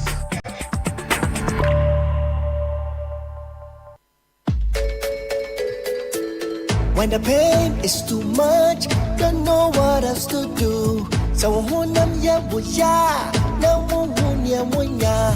Rapping all, we'll take the pain away. Rapping all, bema buya unajai. Rapinol is what you need. Rapinol will relieve you of all aches and pain in your body. Rheumatic pain, menstrual pain, body pain, toothaches, and other feverish conditions. Rapinol is a quality product from Danex Itin Starwin PLC. If symptoms persist after 48 hours, consult a physician. Not suitable for children below 16 years old, asthmatic, and ulcer patients. This advert is FDA approved. Charlie, not again. And I need to return this car by Friday. No money and payday is 3 weeks away. How do I fix this? How? Bank loan, account setup, long process. Nah, forget it. Let me see if I can help. Yes, Fafa from Bank of Africa can sort you out fast. From engine repairs to school fees or side hustle support, Quick Fix Loan from Bank of Africa is here for you. Call 030-224-9690 or chat Fafa at boaghana.com and take advantage of the Quick Fix Loan for salaried workers, offered at an unbeatable interest rate with no cash deposit required. Promo runs from now to 31st October. T's and C's apply. Hey, Fafa, wait here. Papa. Bank of Africa, as strong as a group, as close as a partner. Hello everyone! Prices continue to drop at Electroland Ghana Limited. CDA Picky promotion on Samsung, TCL, Media and Nasco Electronics. Get a Nasco 24-inch LED flat for $899 Ghana cedis. Starting from 2,999 Ghana cedis, you can get 6 kg Nasco washing machine plus a free gas stove. And the Media Inverter 1.5 HP R410 Unicool split comes with a free blender. And when you purchase 65, 75 and 85 TCL QD Mini LED 4K TVs, you will get a free TCL FHD Smart Android TV. Now buy a Samsung 578, 582 and 636-liter side-by-side refrigerators and walk away with free microwave grill. Go to our showrooms and dealer stores across Ghana now. Call 050-315-9739 or www.electrolandgh.com for inquiries. He's here, uncle. Oi, you man, look at you, all grown up, innit? So good to see you, fam. I miss you so much. So good to be back home, bruv, innit? I can see a lot has changed, mate. Home sweet home, innit? Sit down and let me serve you something delicious. The food is looking good, fam. Of course, some things never change. Just like how Gino tomato mix still gives my food that rich color and unique natural taste every time. Hey, sister. Papupun sanwan kasa. Just like I remember. Inquire. Jollof ne die. Jaika. Eye danka sankasa. Hey, ente dwane na ma ukasa na sisa sisi. Say Gino die. Efie ni fie. This advert is FDA approved. This is the Citi Breakfast Show, the city's biggest conversation. The Citi Breakfast Show. Rise above the noise. Unleashing the power of relevant radio. This is Citi 97.3.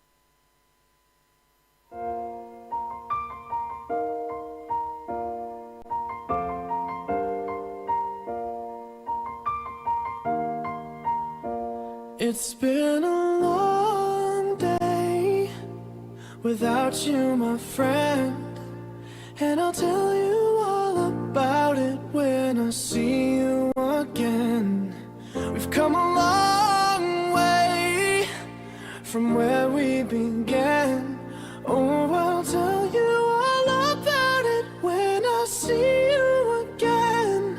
When I see you again. Why'd you have to leave so soon, yeah? Why'd you have to go? Why'd you have to leave me when I needed you the most? 'Cause I don't really know how to tell you without feeling much worse. I know you're in a better place, but it's always gonna hurt. Carry on.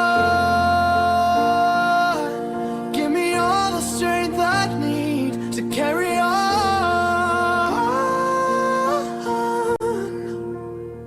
It's been a long day without you, my friend, and I'll tell you all about it when I see you again.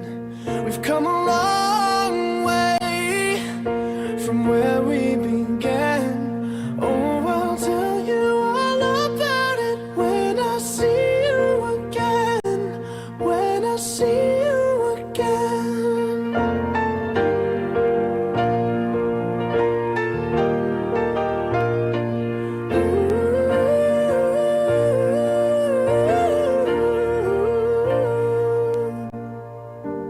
How do I breathe without you? I'm feeling so cold. I'll be waiting right here for you till the day you're home. Carry on.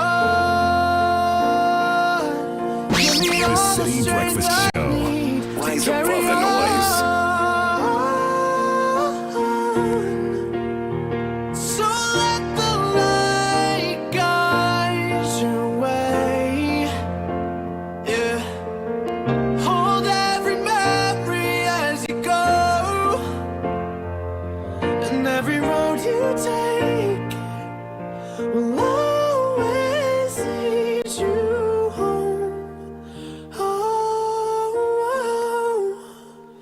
it's been a long day without you, my friend, and I'll tell you all about it when I see you again. We've come a long way from where we began. Oh, I'll tell you all about it when I see you again. When I see you again.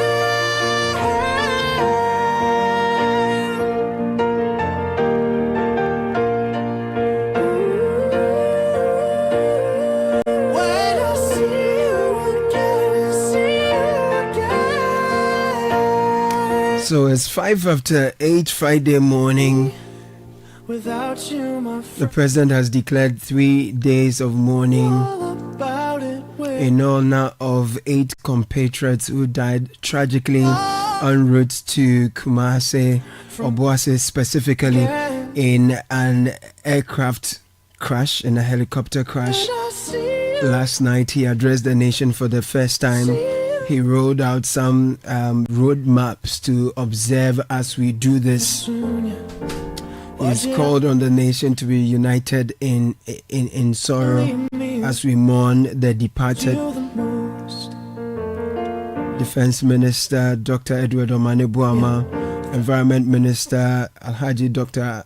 Murtala Muhammad, 6 other compatriots who were with them on that fateful day. So we are observing the period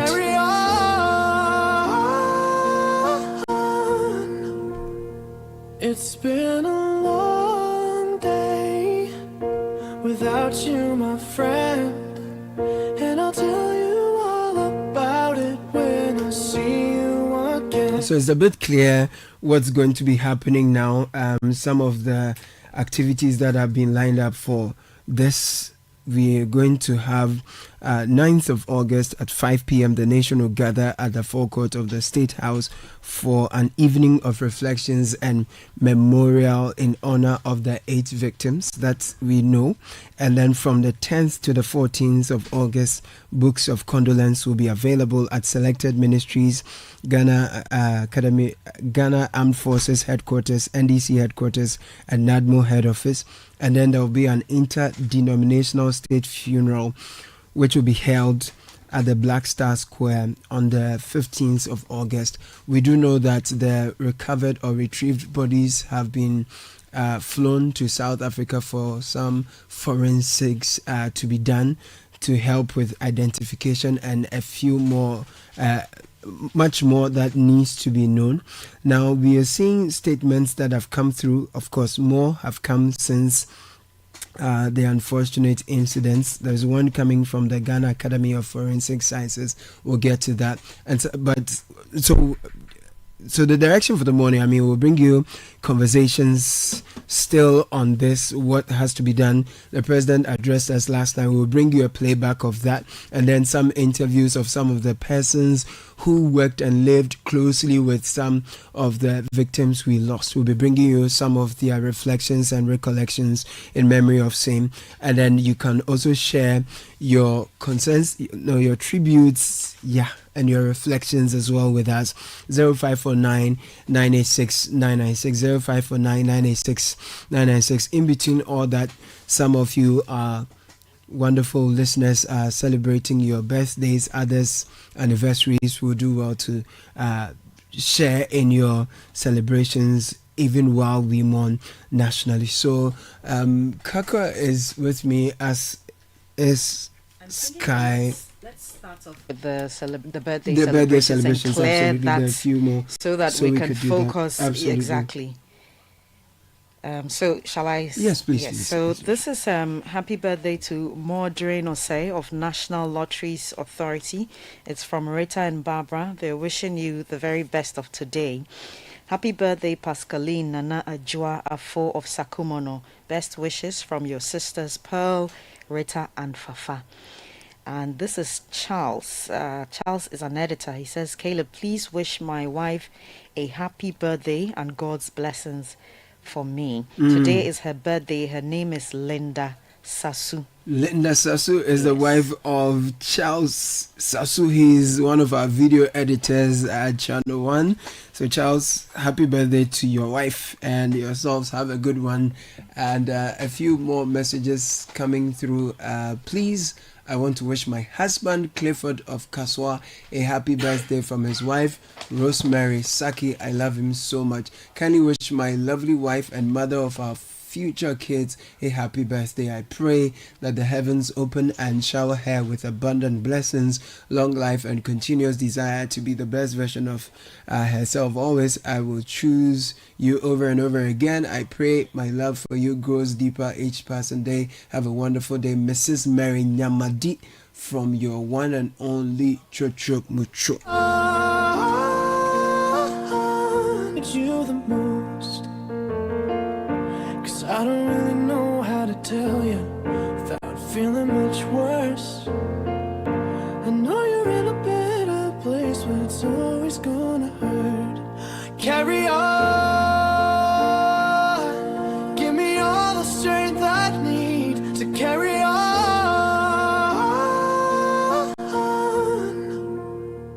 It's been a long day without you, my friend, and I'll tell you all about it when I see you again.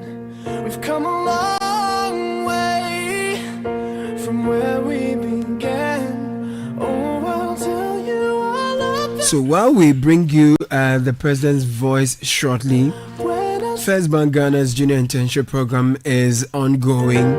It runs till the 12th of September. It's a Friday. It gives your kids during the long vacation internship opportunities at the bank's branches across the country. So if you have kids who are 12 or below, you sign them up for the Kids First account. Those who are between 10 to 14, you sign them up on the Me First account. And then you apply for the First Bank Junior Internship Program. 5 days learning experience at any of the branches as mentioned earlier, and then they will receive a certificate along with products from Gino, Kivo, Top Up Pharmacy, Awake, Kiki, and Pepsodent. And then you stand a chance to win attractive cash prizes by excelling in an essay writing competition. And this is where their biggest dreams take flight. So call 0596 921 921, 0596 921 921, First Solutions at firstbankgroup.com. The Ghana National Council of Private Schools, together with all the all the people who are providing products for this part of the program, they are partners of this particular exercise.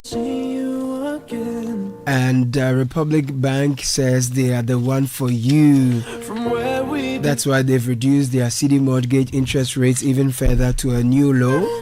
It means you can afford your own dream home or your next one for less. So don't wait. It's an offer that's available for a limited time. If you already have a mortgage, switch to Republic Bank and enjoy the exciting offer. Visit any Republic Bank branch today.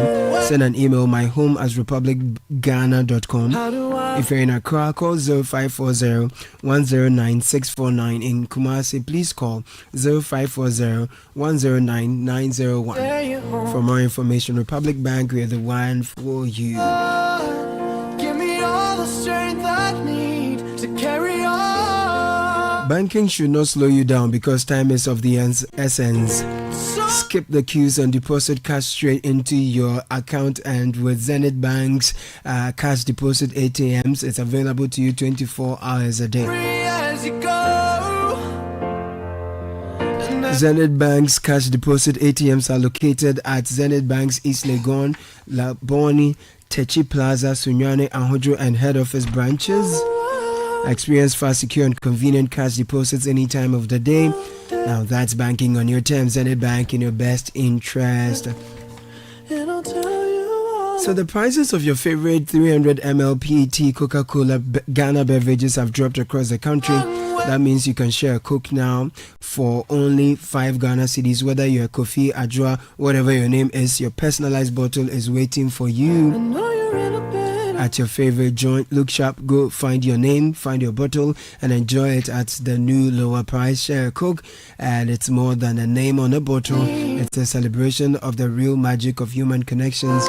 Go on, share a moment, share a smile, share a Coke now for less. One day without you, my friend, and I'll tell you all about it when I see you. So after some 24 hours after that tragic incident that happened on Wednesday, President John Dramani Mahama yesterday in front of the Jubilee House. First there was a wreath laying ceremony, and then late night around 9 p.m. last night the president gave a very solemn address. He addressed the nation, and then he touched on a number of things. He expressed our collective grief and condolences, particularly to the family, assuring them that their loss is our loss. It was a very dignified speech, very straight to the point, and heartfelt as well. He carried the emotions of the nation. You could see that he really reflected the mood of the nation, and you could tell that the loss was really one that he felt very deeply, and at a personal level. He made that admission in his speech, and then went on to outline some roadmaps in observation of the passing of the beloved patriots. Yes. So we have He did talk about yes. an interdenominational state funeral that will be held for the departed on Friday, August 15. That's right. But ahead of that, from August 10 to August 15, there's going to be books of condolence. These are going to be at the Ministries of Defense, the Ministry of Environment, and the Foreign Affairs, as well as the Ghana Armed Forces Headquarters. That's right. The National Democratic Congress Headquarters, the head office of the National Disaster Management Organization. So this is from Sunday, August 10 to 14th August. That's Thursday, for people to go and share their fond memories. But on Friday, that's August 15, there's going to be an interdenominational state funeral announced by the president. The president also touched on the matter of investigation, and he announced that there was going to be an investigative board of inquiry to look into the matter. So I believe we can hear the full presentation by the president. Sure. My fellow countrymen and women, it is with a profoundly heavy heart that I address you tonight. Yesterday, a tragic helicopter crash in Adansia Krofom claimed the lives of 8 cherished members of our Ghanaian family. The victims of this accident include 5 passengers and 3 dedicated members of the Ghana Armed Forces.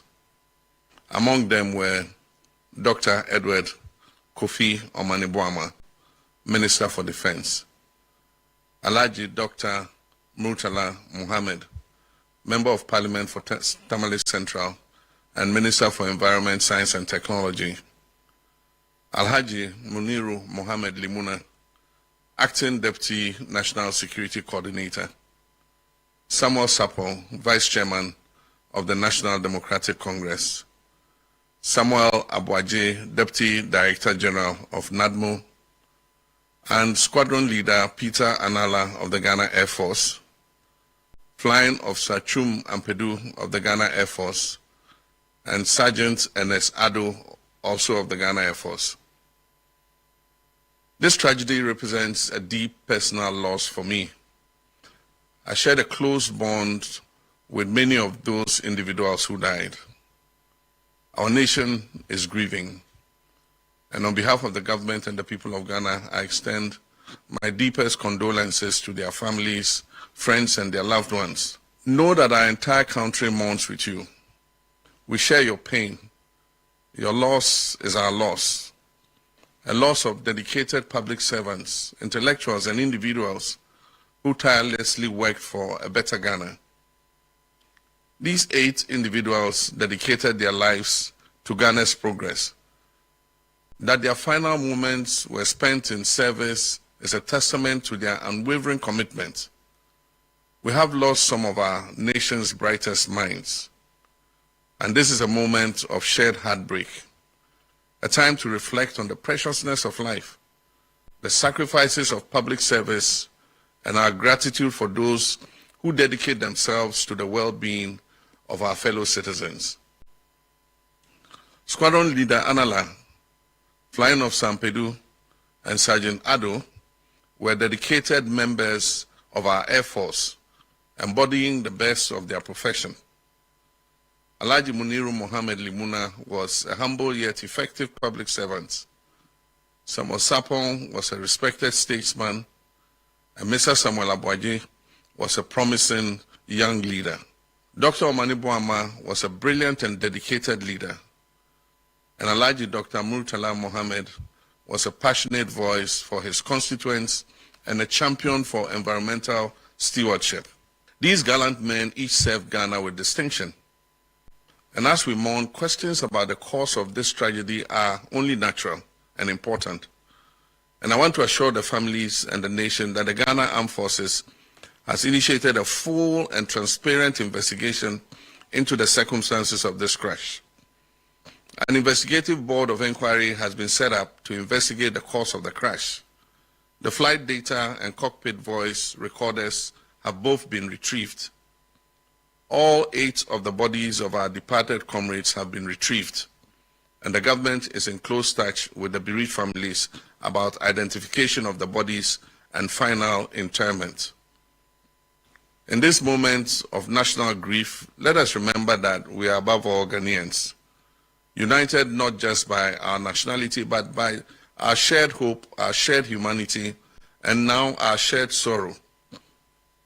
Let us set aside our differences and offer our collective compassion to the bereaved families. This is not a time for division, speculation, or political point scoring. It is a time for strength, for empathy, and for the enduring Ghanaian spirit that still stands tall when all else has failed. Let our words be of comfort, our actions be of kindness, and our unity be the tribute we offer to those whose lives have been lost.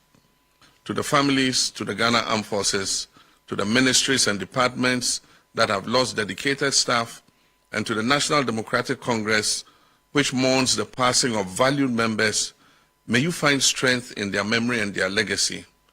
May we all be comforted by the knowledge that though they are gone from our sight, they remain forever in the spirit of the nation they so faithfully served.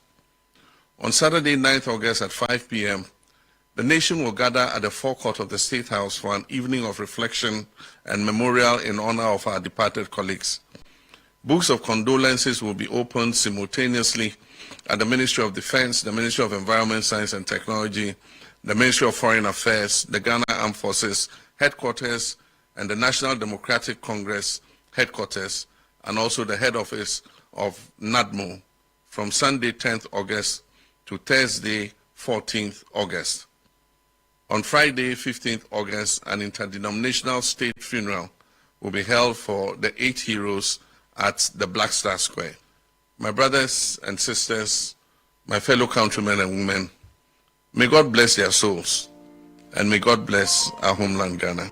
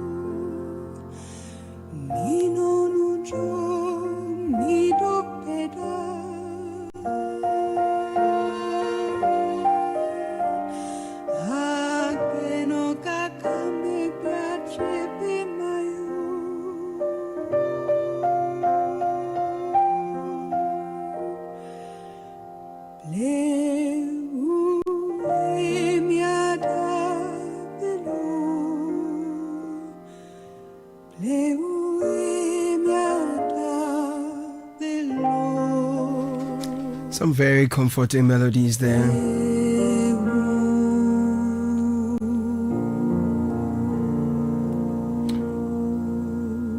Yes, and we're hoping that the nation will find some comfort and healing in these very troubling times. The president, in his address last night, urged the nation to come together, saying that it's not a time for division, speculation, or political point scoring. Rather, it's a time for strength, for empathy, and for the enduring Ghanaian spirit that still stands tall when all else fails. And he says our words should be of comfort, our actions should be of kindness, and our unity be the tribute we offer to those whose lives have been lost. We've received a couple of other statements from some professional bodies. Yesterday, we saw statements from the diplomatic community, statements from the government, and then, of course, from the political parties and, of course, other nations which will come under the diplomatic community. Today, we're seeing, of course, the charismatic bishops, Ghana Pentecostal Council. Now I see also the charismatic bishops as well that has come, and Catholic bishops yesterday, charismatic bishops today. So a lot of messages are coming through, and now we are hearing more from the professional groups, those whose role have to do with disaster management, with recovery, and forensic sciences. We've seen a number of statements coming from these bodies. I'll be sharing some of them with you because, Sky, if my memory serves me right, we've not seen such a tragedy of this magnitude before. So it becomes also a learning opportunity, so that while we mourn, we go through the process, we reflect on what has been done, some of the steps we've taken, we see where we did well, where we could have done better. Yesterday, for example, Bernard was apologizing on behalf of the media that some of the footages we showed shouldn't have been shown, and so really apologized, and lessons learned from here and there. And I'm sure that along the way, there are lessons for all of us, both on the forensic side, on the disaster management side. So these are some lessons we'll be gleaning from some of the statements that have come through. That's very different from apportioning blame and some of the things I've read online that I think are at this point uncalled for. You see, the quandary here is that some say, Sky, for example, it's not the time yet to find out what the cause of all this was. Let's wait, let's mourn, let's give the departed a dignified welfare, that we can take care of things later. Now, this is out of the view that, look, we move on quickly after tragedies, and so perhaps this is the time to also reflect quickly and see what we can do in the interim while we still mourn. So there's that difficulty in, chatting the conversations. But of course, in terms of picking lessons from what has happened, we really cannot miss out on that opportunity, right? But first, the president's address last night. You watched him. I didn't really want to be in his shoes at all. It's a very, very difficult moment for our president. Yeah, I mean, for me, I thought that the presentation by the president covered all angles. He touched on the emotional side, talking about the nation being in a state of grief. Sure. He also cautioned against finger pointing or speculation and division and any attempts to seek political advantage from all of this, and I find that was in the right direction. He gave the details of what happens thereafter. The state funeral, he talked about happening Friday, August 15. And then he also went on to inform us about the books of condolence that will be placed at various places, the ministries of the two ministers in question. There's also the Foreign Affairs Ministry, the NDC headquarters, as well as NADMO.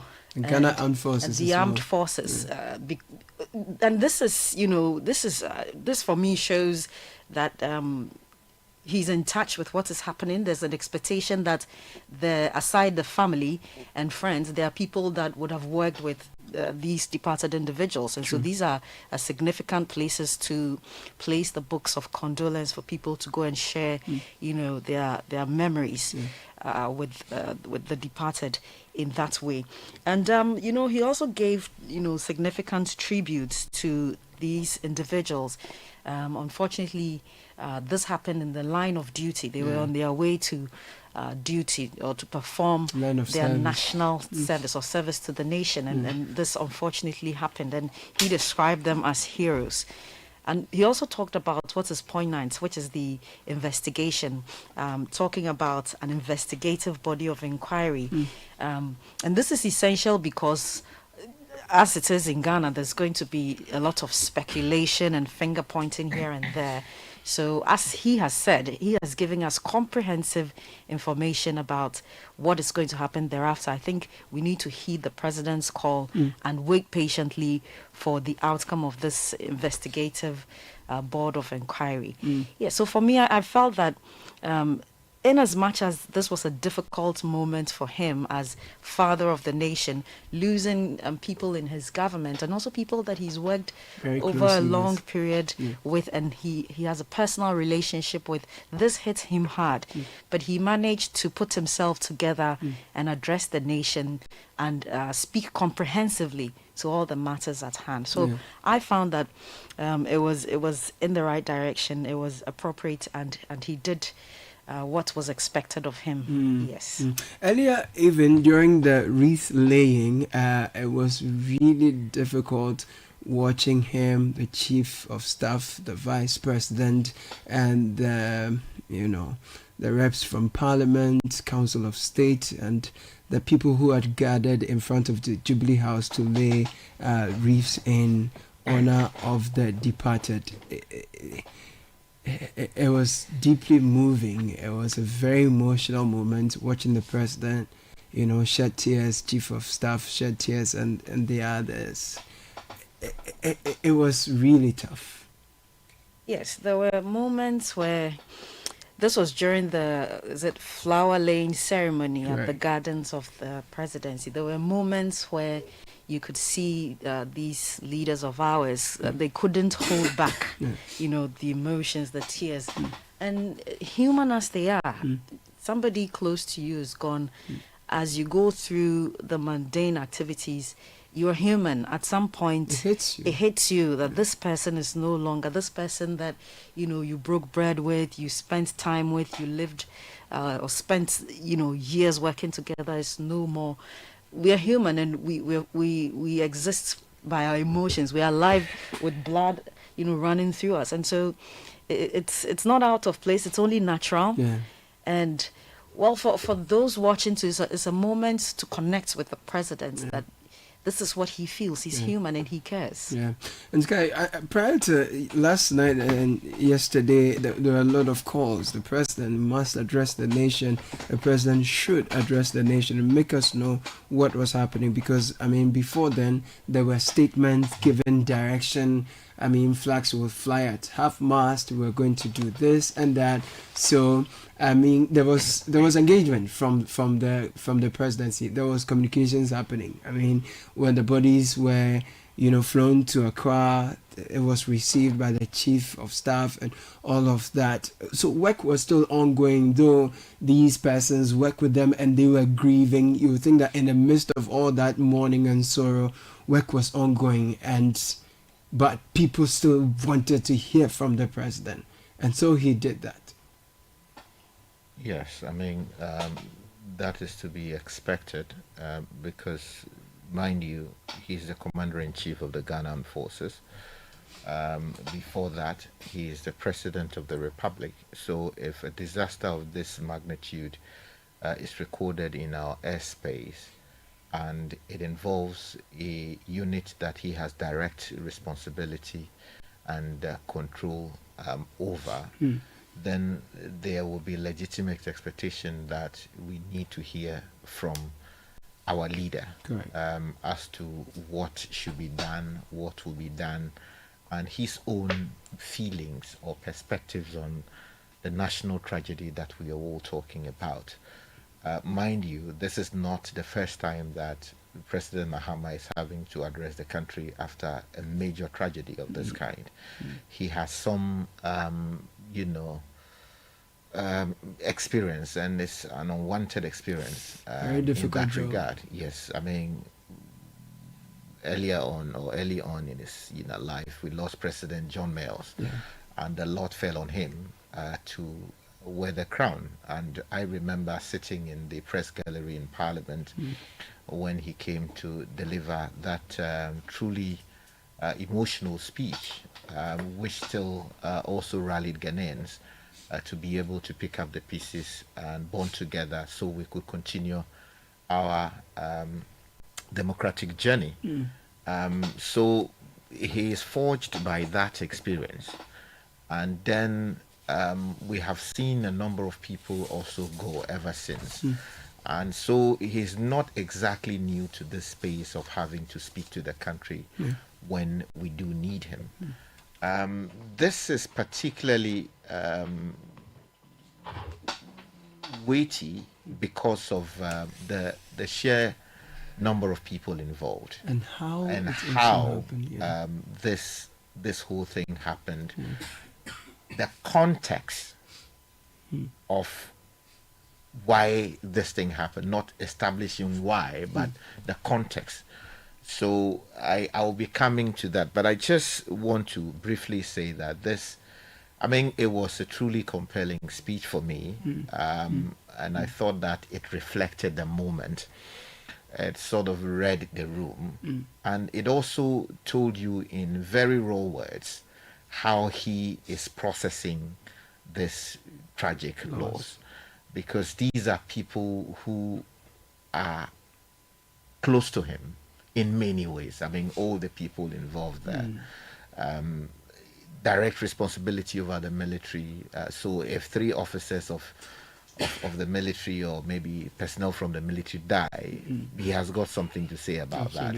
Then there are people who are helping him to protect the territorial integrity and the security of the state. You have the defense minister there, and then also deputy national security coordinator. These are people who he would have been interacting with on how to keep Ghanaians and Ghana safe from external and also internal aggression, whatever the case may be. And then also you have the Minister for Environment, and this is a space that is giving him so much headache. Came to office on the promise of dealing with galamsey, and one of the proposals they made to the Ghanaian people has to do with launching this responsible mining thing so that people do not damage the environment. So he put the Honorable Murtala Mohammed of blessed memory in charge of that environment to do his part. Of course, the Honorable Kofi Bua is also there dealing with the lands aspect of things, and as the Munchaka dealing with security and all of that. But you had Honorable Murtala as part of the delegation that was going, and then you also have a former minister of his on exactly, and then you also Dr. Samuel Sapon, Dr. Samuel Sapon, vice chair of the party, and then former candidate of the party in the Sunyani, exactly. So if you look at it, it is personal on many levels, and I thought that his speech reflected that deeply. I just want to break it down. When I was listening to him, last night, I took notes and broke the speech down into 10 different parts. Just to mention them briefly, he spoke about personal grief and the emotional connection he has with the victims of this disaster.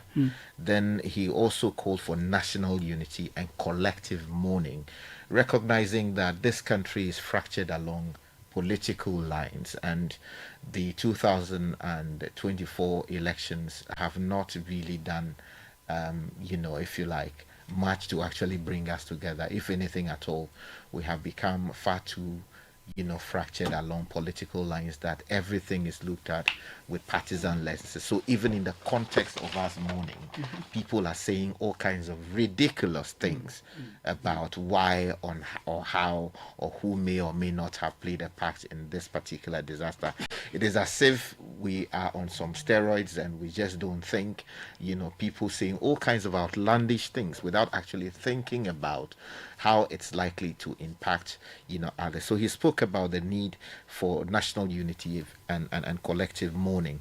Then individual attributes, tributes, and then also legacy. I think it was important that he spoke particularly to the nation about what he thought was the legacy of the persons involved in that tragedy. Exactly, and that would be soothing, and that will carry some weight that will relieve the burden on the shoulders of the families, because people think, okay, well, he was serving Ghana, I mean, so what? But if the nation recognized the weight of what they were doing, then I mean it will go a long way to tell the family that look, they did not die in vain. They died because in line of duty, in service to the country. Again, service and sacrifice.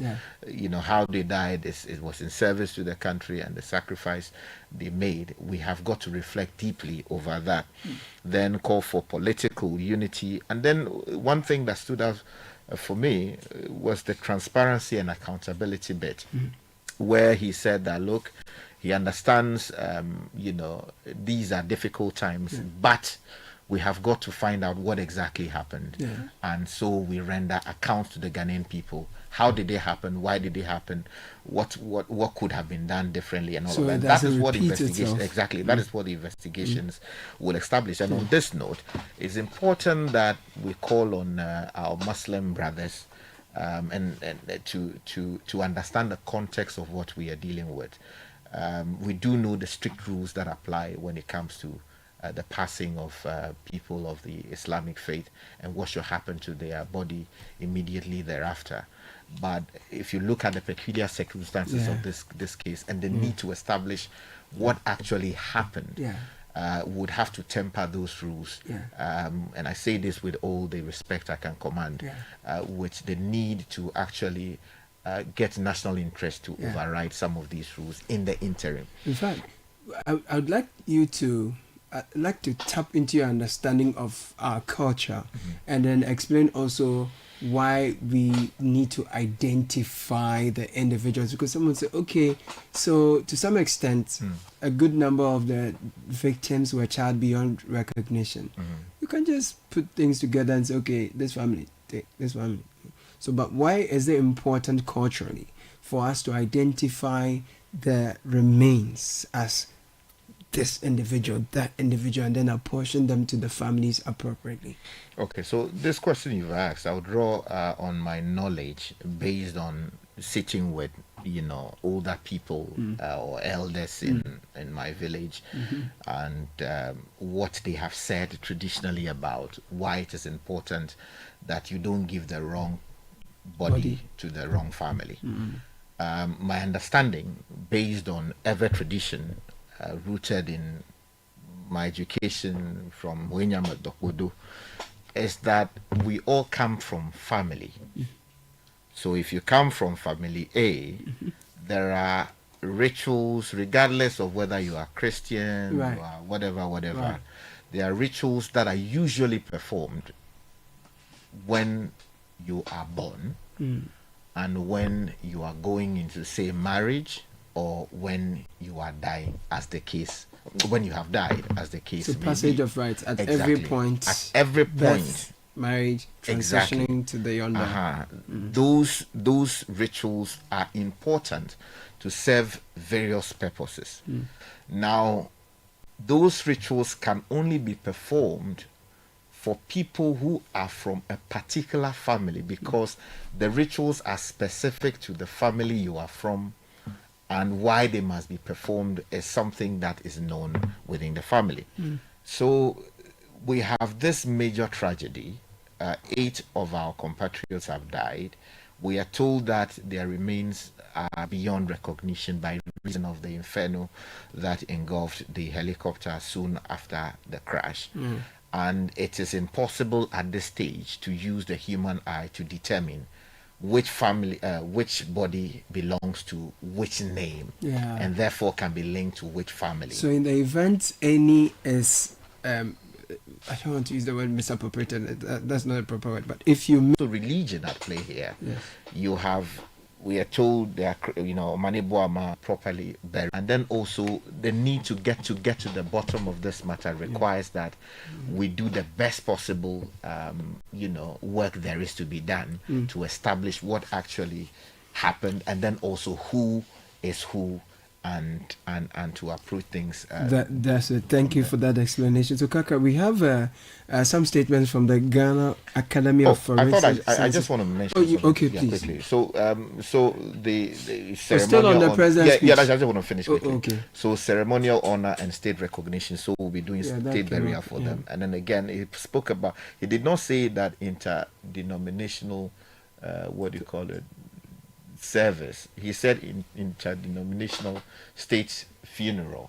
I'm sure those two things, generally they Christians, don't mean the same. Christians would. I believe that there will be a role for the Muslim in the. Yes, he says interdenominational state funeral will be held for the 8 heroes at the Black Star Square. Just a quick correction, though. I did. So the other gentleman was the parliamentary candidate for Obuasi East. Yes, Samuel Abuaje is the name. We are experiencing presently. We are looking at Galamsey being a problem, and one of the important steps the president believes he's taking to deal with the problem is this responsible community mining initiative that they were going to launch. I understand that it is also important to take the moment or the to read the room. But I believe that, in my respectful view, mentioning that would not have done violence to the speech as written. And then also again, the environmental context. Again, that didn't come up. That didn't come up, especially what he would do going from here is also an important point to mention.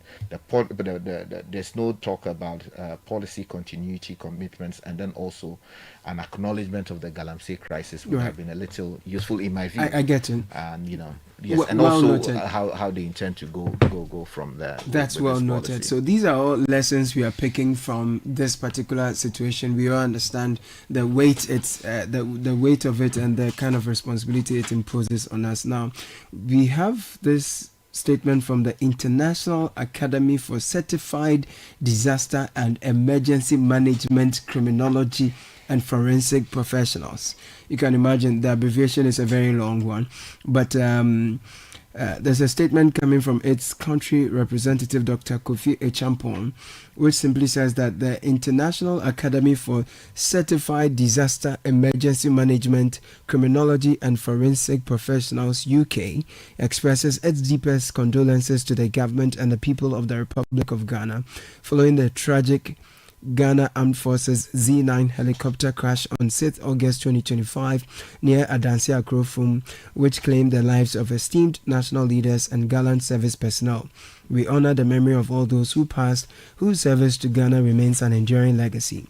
In such national tragedies, forensic disaster victim identification (DVI) plays a critical role, ensuring accurate scientific and dignified identification of victims through DNA, dental and medical records, including closure to families and supporting transparent investigations. We stand ready to support Ghana with disaster forensic experts and reaffirm our commitment to truth, justice and humanitarian service. Now, Dr. Kofi Echampong joins us on the phone line for a very quick conversation. Doc, thank you for joining us. I see that you've co-authored a book, Disaster Forensics, Unraveling the Impact, Rebuilding the Future, with some other African experts in this area. First of all, help us understand the concept of disaster forensics and how important it becomes in situations like this. Hello, please can you hear me? Yes, Doc, I can hear you. There's a bit of feedback in your background, so please put off your radio and let's engage. Okay, thank you very much, Caleb, and I would like to say a very good morning to your cherished listeners. And I would like to stand on behalf of the Global Chair of the IDEF UK, that's the International Academy for Certified Disaster and Emergency Management and Forensic Criminology Professionals. Caleb, I think I would like to say that we kindly express our sincere condolences to the President of the Republic of Ghana for this tragedy. We acknowledge the assignment that the gallant officials were embarking on. And I think it is something that we need to acknowledge and also make sure that as this disaster has occurred, we put all hands on deck and all knowledge on board to make sure that we unravel the impact and rebuild the future. Normally in disasters, it can actually be either man-made or it can be natural. And it can also happen in a localized setting, but depending on the impact and the severity of property infrastructure and things that are associated with it, it can be classified as actually a mass disaster or a localized or a simple one. And as you rightly said, there is a book on disaster forensics, and it is a very unique book because if you scan through Africa, sub-region, and even across the globe, you can see that people talk about disaster, but the combination of disaster and forensics is a very unique area. And that is why these three gallant African leaders, experts in forensics, acknowledged as Dr. Stacy from Nigeria, Dr. Bakube from Cameroon, and myself from Ghana, came together to look at these perspectives because we do understand disaster as everybody understands. However, when it comes to the forensic aspect, that is the investigative tool to make sure that we actually rectify and be sure that it's not just a disaster, but we actually make sure if there is justice that has to be served. Right. So let's take it a step at a time. So in such a situation, if I come to you as a disaster forensics expert, looking at all that we know from the crash and the recovery of the bodies to the transportation of same for identification and other purposes, how does the disaster forensics come into play? Okay, thank you very much, Caleb. As you rightly said, I'm sure we all acknowledge that what has happened is a disaster. And in fact, looking at the severity, the people involved, the aircraft, and even looking at even the resources that has to be used to make sure that some of even the bodies were recovered from the site, looking at the flight itself, you can see that it is something that can be quantified and it's something that can be considered as something that is tragic and it's on the heart of all Ghanaians. In fact, those who are even closer to the victims or not, it's something that has hit all of us. And if you look at this bit, that is why we have to come in with the forensic aspect of the disaster. And this actually involves the interplay of what we call forensic disaster victim identification. And you can see that yesterday, all the bodies were shipped to South Africa for proper identification. When we talk about forensics, we do not talk about only one person. We don't talk about only DNA. No, we need to go beyond that. We need, because this happened, there were fire. In fire, we need fire forensic experts to come on board. When we want to identify, we need forensic pathologists. We need forensic chemical pathologists. We need forensic toxicologists. We need all manner of forensic experts on board, even aspects of forensic engineering in terms of the architecture of the flight. What went wrong with the flight before this tragic event happened? So forensics is not just one person talking about just identification. So forensics actually comes to play to help us to unravel what a layman perspective will see as just a disaster. But we go beneath that and make sure we use accurate, scientific, and dignified identification of the victim. And this can go through the DNA, the dental examination, medical records, and also even extend to other aspects of forensics to determine and bring transparency in any investigation. Very well. So, in this respect, we are seeing that we're going beyond just DNA. We're looking at pathologists, toxicologists, and we need to get forensic engineers to get into this. When you look at the time lapse of this tragedy up to now, concerns that have come up really for a lot of people is how the recovered remains were carried from uphill down and eventually transported to Accra. Is there, when you look at that, is there anything that can be lost in that process in terms of identification, in terms of retrieving vital information that could help us unravel truth? Thank you very much, Caleb. In fact, when we are to look at this disaster, we normally look at this as a crime scene, okay? And when crimes do occur, we need to follow what we call crime scene methodology to make sure that we look at evidence. And I must say that when we talk about forensics, the most important thing in any forensic investigation is the crime scene, okay? And the most important thing in that crime scene is the evidence. So in this respect, normally we do not want people who do not have the requisite knowledge to actually get into crime scenes because they mess up the most vital element of the crime scene, which is the evidence. And the evidence needs to be pursued or need to be searched in the crime scene by an expert. Job, would you rather prefer to say an accident scene instead of a crime scene, since we've not yet established culpability or any such? Sure. It is holistically considered as a scene of disaster. So we can use the word scene of disaster. And it could be a crime scene or it could be a scene where a disaster has occurred. So a disaster scene, I think that is the most appropriate one. So in that context, looking at the disaster scene, the element of evidence is so important. And the element of the evidence is what will give us the substantial aspect of it. Because there are two major forms of evidence in any disaster scene or a scene of crime. And we have the direct and the circumstantial evidence. The direct are the eyewitness, what the farmers were saying, and everybody who looked at it, if it was captured on phone, etc.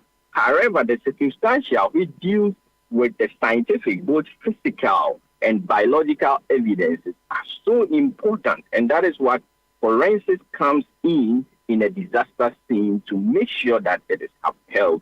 Looking at how the thing happened, you can see that most people went in it. People are taking parts of the aircraft and showing it off here and there.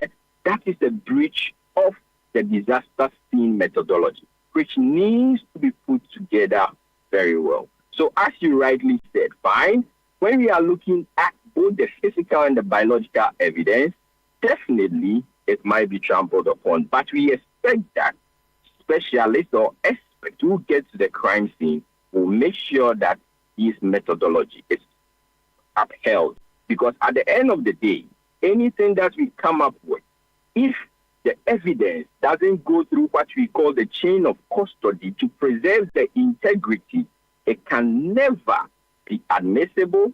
It can never be taken as something that we can put our trust in it. So I agree with you that the way it was handled, we need to actually look at it. And all these is a matter of bringing experts together. So, Caleb, we have been advocating that we need a forensic commission. We need a forensic authority which will bring all these classes of experts together. So in situations of national disasters like this, you have a team on standby that will move to the site and make sure that due diligence are done. My final question was going to be whether we have local capacity, but you've spoken to the need for a forensic authority to handle some of these disasters as and when we experience them. But so I would still ask you whether we have local capacity to handle some of these situations. Yeah, Caleb, I think when we talk about local capacity, I would say that it is scattered. We have so many professionals in our universities that can do a lot of DNA. We have so many medical experts that can do aspects of examination on dead bodies, whether charred, whether any form of disasters. However, we fail to recognize that forensic is a team and there has to be cohesion. There has to be play of labor and skill. So it is very important for us to bring all these things together. I will not be surprised that in South Africa, it is going to a university, which is having a forensic medical unit, because most of the South African universities are having a lot of forensic faculty, and it is really constructed very well. And I can tell you, in Ghana, there is no single university with a forensic medicine faculty. Forensic is treated mostly when it comes to the specialties, either in pathology, some aspect of psychiatry, some aspect of chemistry. But as to bring it together to make it a robust system to handle some of these national disasters is actually a problem. And I will say that if we want to handle such cases well, Ghana capacity cannot stand the test of time. How is it regulated? Is it certified by the international body in terms of regulation of forensics? So if we say capacity, we have to look at standards.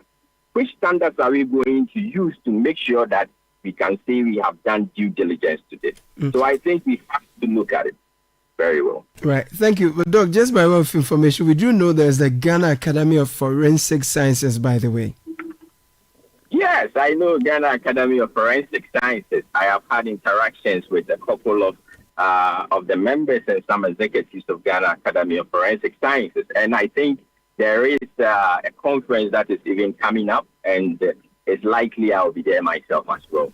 Thank you for your time, Dr. Kofi Achampo. He's a forensic disaster expert. He shared his thoughts with us. Now, the Ghana Academy of Forensic Sciences has released a statement, but first, Sky, I'll give you some time to respond to the information that Dr. Champong has added to the conversation. Yeah, I think first of all, I mean he raised very important and cogent matters that as a nation we should take on board going forward. I mean, all of these questions normally come up after disasters like this, but like the proverbial vulture, once the rains go away, we return to our old ways of doing things. In view of the widespread speculations happening, it's important that we get an independent assessor or investigator to determine exactly what happened.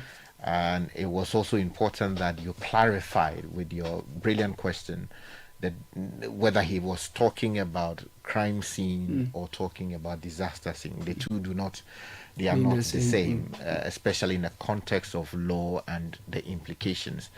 Again, it is also very early to be saying that this was an accident, because accidents happen when you really have no control over the same. It's like an act of God. Exactly.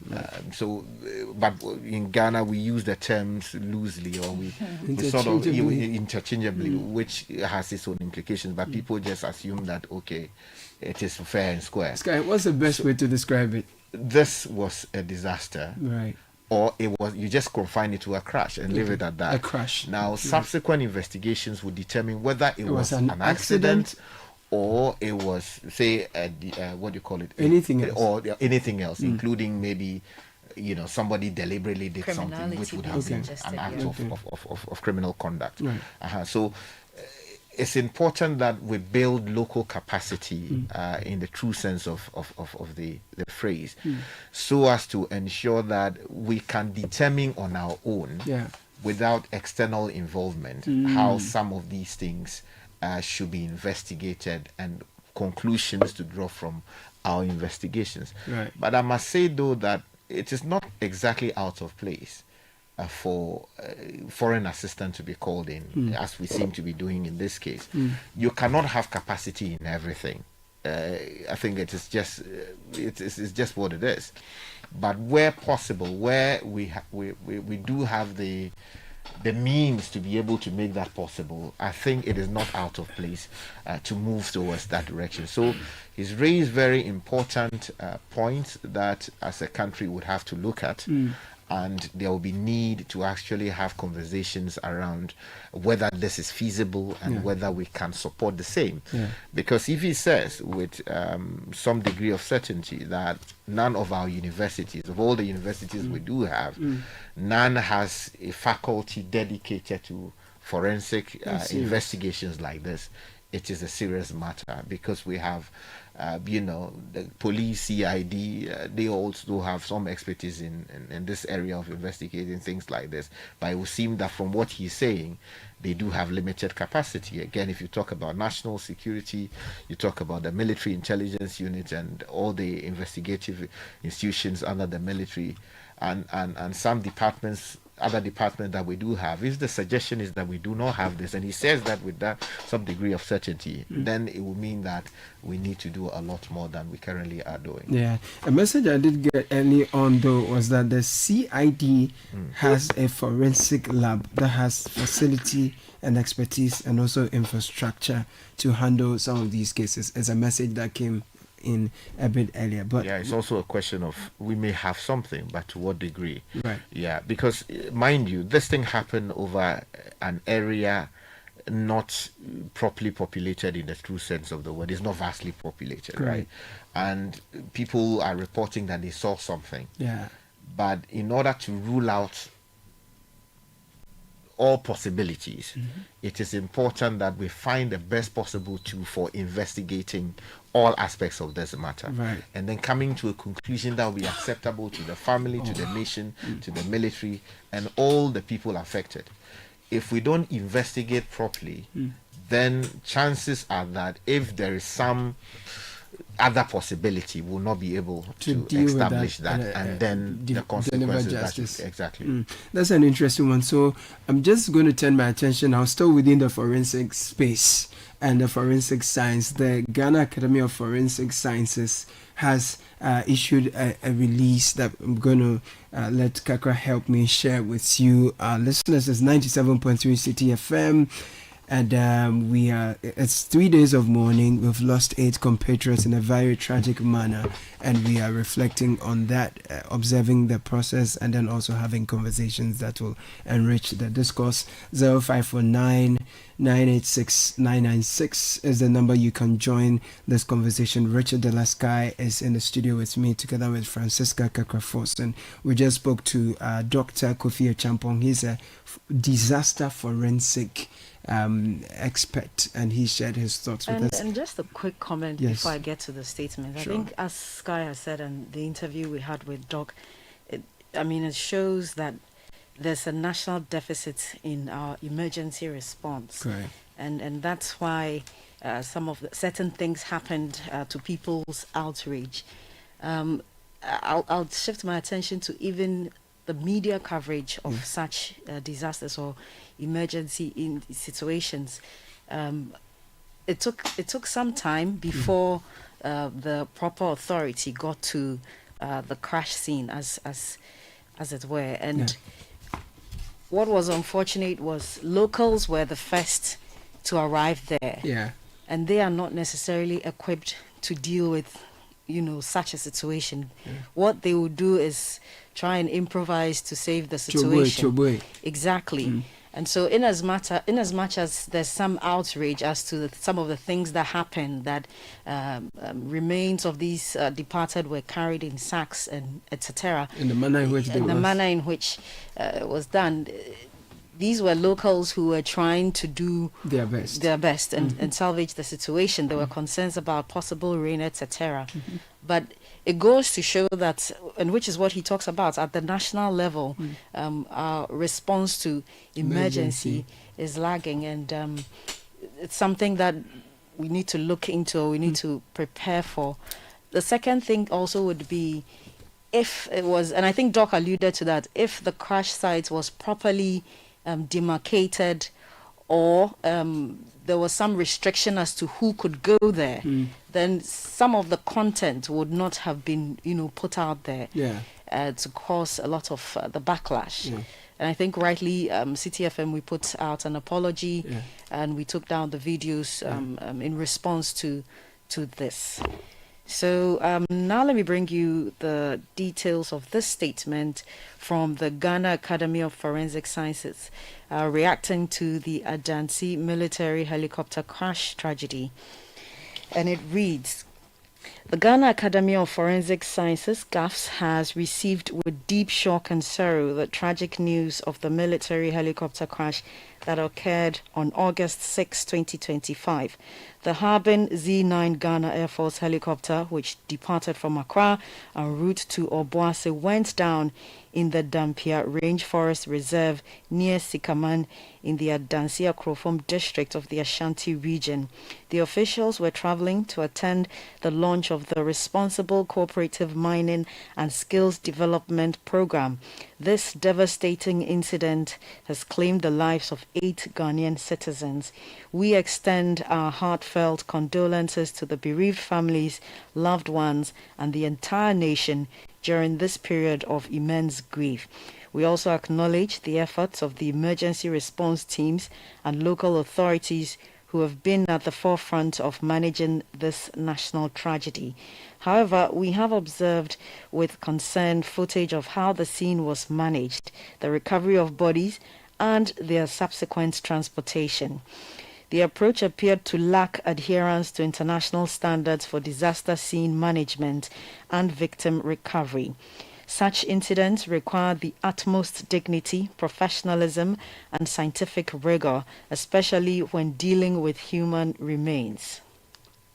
The tragic event further underscores the urgent need to strengthen Ghana's national forensic capacity to effectively respond to such disasters.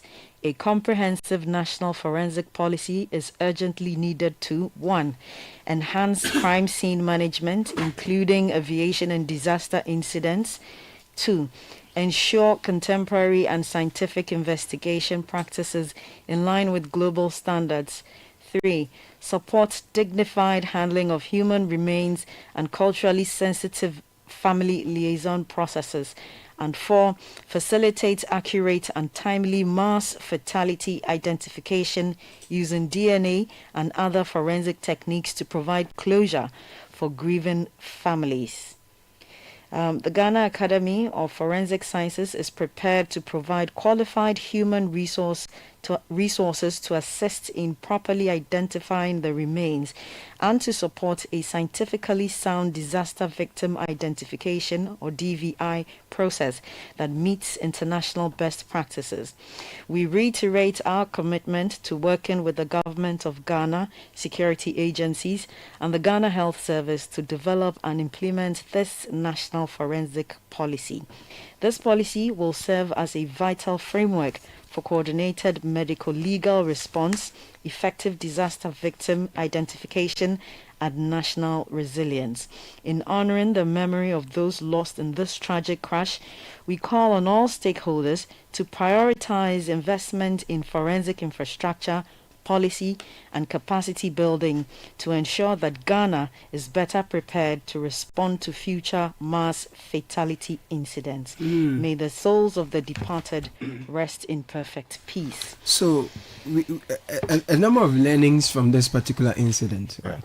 So, Sky, for example, earlier you did mention that, yes, when it comes to the fight against illegal mining, and there's been calls that have come generally that this should be an epochal moment where we decide that, okay, enough sacrifices have been made. Yeah. But this was of such enormous proportion that we are basing on this to say we're going to actually do a very clinical, we're going to wage a very clinical war against illegal mining. Go after everybody. That, I think, doesn't even need to be said. Yeah. If after this we need to still cajole and persuade for a fight against illegal mining to be properly done, then perhaps we've wasted the tragedy. Yeah, so in my respectful view, Yes. that ought to have come out strongly in the statement of the president. while taking cognizance of the atmosphere, the mood, and everything, taking everything on board.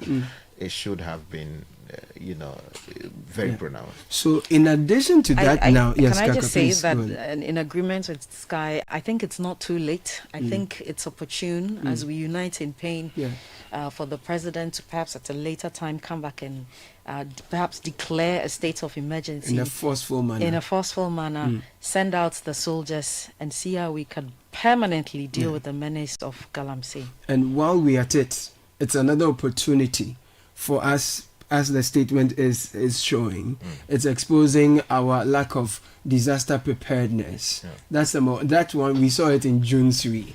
We've seen it in many other disasters. But now we are even looking at the situation where in disasters that are of a nature like this, apparently we don't even have a national forensic policy.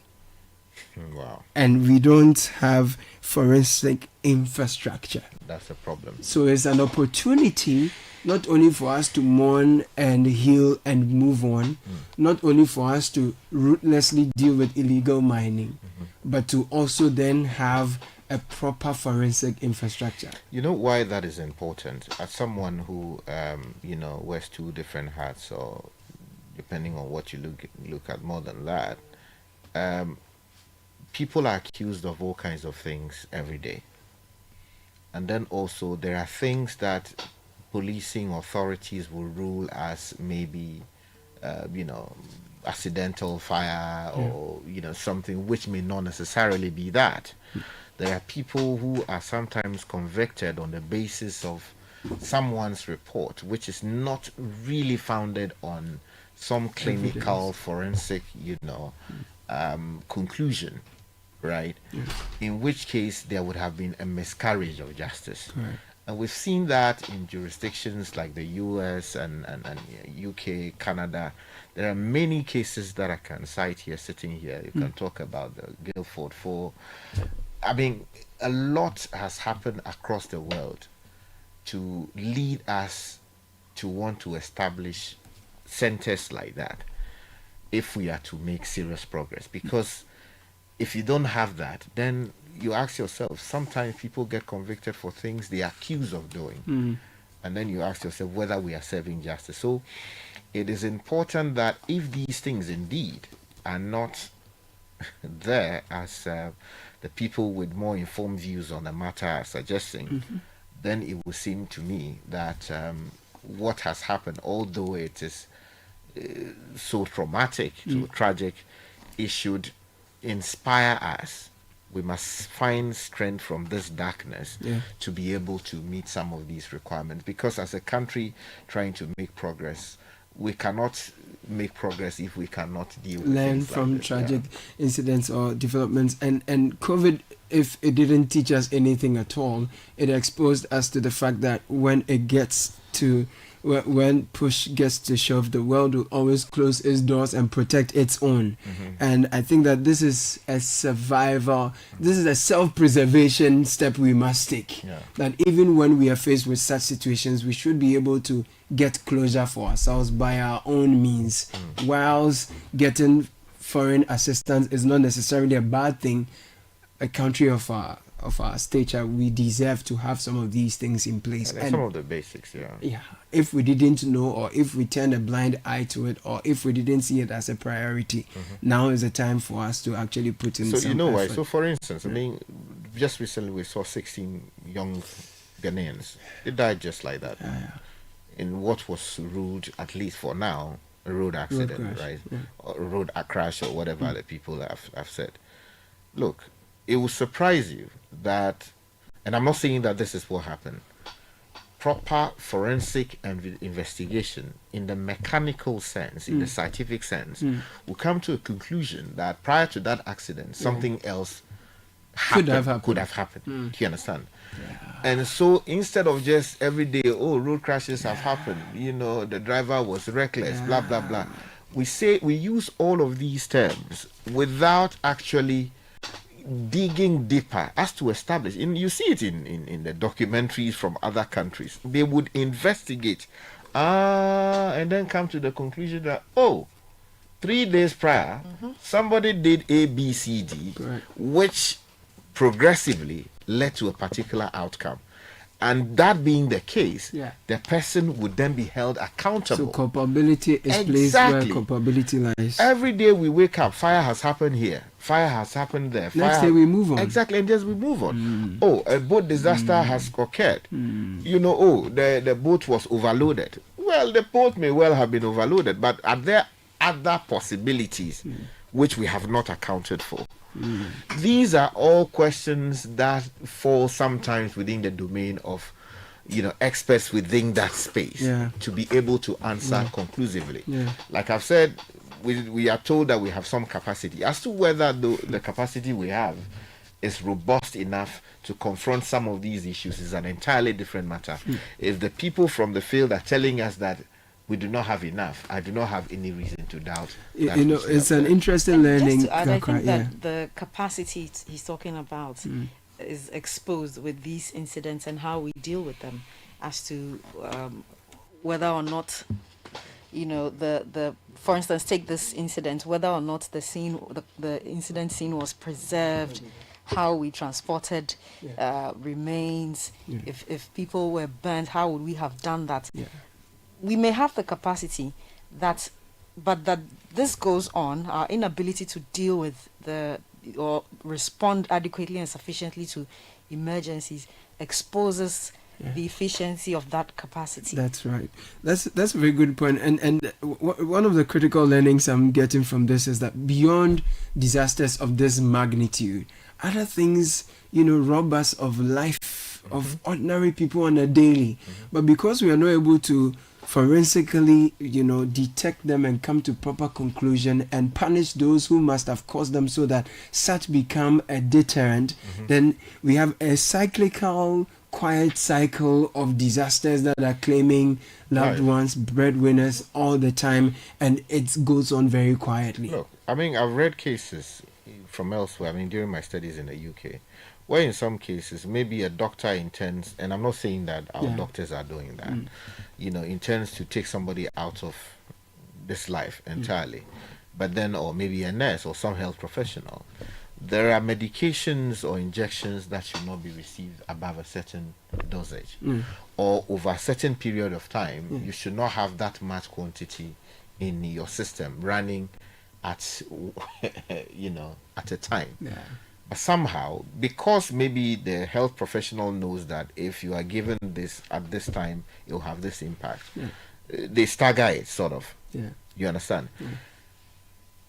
These things may well be happening in our space, right? There are always serial killers who are using all kinds of very nefarious activities to take people out of the equation. It is forensic scientists like the ones they are talking about who sometimes piece everything together and are able to say that over a period of, say, 2 months, the person did A, B, C, D to this particular person, and it led ultimately to this particular outcome. And then there is accountability, and then justice is exacted. But if we don't have that kind of capacity, it's not some child's play. It takes training, it takes expertise, it takes investment, it takes having the right vision, it takes putting together a policy document that properly articulates that which we want to achieve. Correct. Because we can't leave things with speculations. At all. You understand? I heard someone on Umaru Sanders program recently. I think it was talking about some fire somewhere in Medina area. I think a DCE. Is this Ritz Junction? Yeah, Red Coat Flats. Yeah, that's right. A DCE that was talking and was making some assertions. Those should be backed by some proper forensic evidence to say that this thing was started on purpose. So it changes from what would have been, say, speculation to concrete conclusion. Exactly. Right. We'll take a very quick break. When we are back, there are more learnings we are taking from this unfortunate tragedy that we will be sharing with you. It's a conversation about it. 0549 986 996. Some of you have sent your messages. We'll share them with you. But let's just do this one when we are back. There is more. This is the City Breakfast Show, the city's biggest conversation. Hello, everyone. Prices continue to drop at Electroland Ghana Limited. Cidia Picky promotion on Samsung, TCL, Media, and NASCO Electronics. Get a NASCO 24-inch LED flat for $899 Ghana cedis. Starting from 2,999 Ghana cedis, you can get 6 kg NASCO washing machine plus a free gas stove. And the Media Inverter 1.5 HP R410 Unicool split comes with a free blender. And when you purchase 65, 75, and 85 TCL QD Mini LED 4K TVs, you will get a free TCL FHD Smart Android TV. Now buy a Samsung 578, 582, and 636-liter side-by-side refrigerators and walk away with free microwave grill. Go to our showrooms and dealer stores across Ghana now. Call 050-315-9739 or www.electrolandgh.com for inquiries. Always busy on the go. Tap the app, you're good to go. Big dreams, little time. There's a boat for you to ride. Every single time, yeah. While the errands will link up or more. Hop in a boat and get out and explore. There's a boat for you to ride, yeah. Make moves with boat. Use code Keep Moving 50 for 50% off your first 3 rides. Download the boat app now.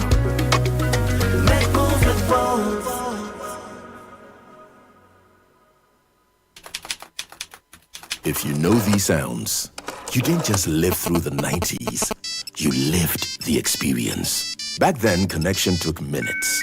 Today, it takes a blink. You express yourself with memes. You hold video calls across continents. You say hey to an AI who responds, "Hello, Kwame." You order rides, dinner, and dreams all from the palm of your hand. A lot has changed, so have we. For over 3 decades, EcoBank has evolved with you, leading digital banking in Ghana and across 33 African countries, pioneering solutions built around how you live, move, and dream today. From our express points to EcoBank Pay, online banking, and the mobile app, we are where you are. Here for today, ready for tomorrow. Now, that's change, powered by EcoBank. EcoBank, a better way to bank your way. EcoBank, the Pan-African Bank.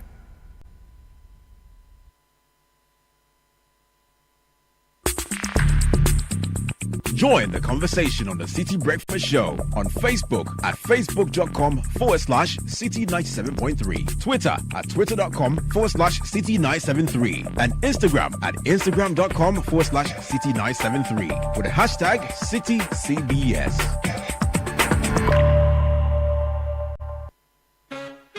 Burna Boy, Trevor Noah, Black Coffee, Chimamanda the writer, Febe Mugugu the fashion designer, and many more young African icons didn't get where they are by following mainstream paths. They did things differently. Say yes to doing things differently. Say yes to the creative person within you, the maker, innovator, entrepreneur. Chart a new path, learn new skills, globally recognized by the American Welding Society and Pearson's BTech. So whether in Ghana or abroad, you will shine. Say yes to DTI, a learning experience that is next level. Go to dtiafrica.com or call 054-169-3534. After 9 electrifying seasons, Big Brother Naija is back for season 10 with 10 times the drama, 10 times the rivalry, 10 times the game. This is certified.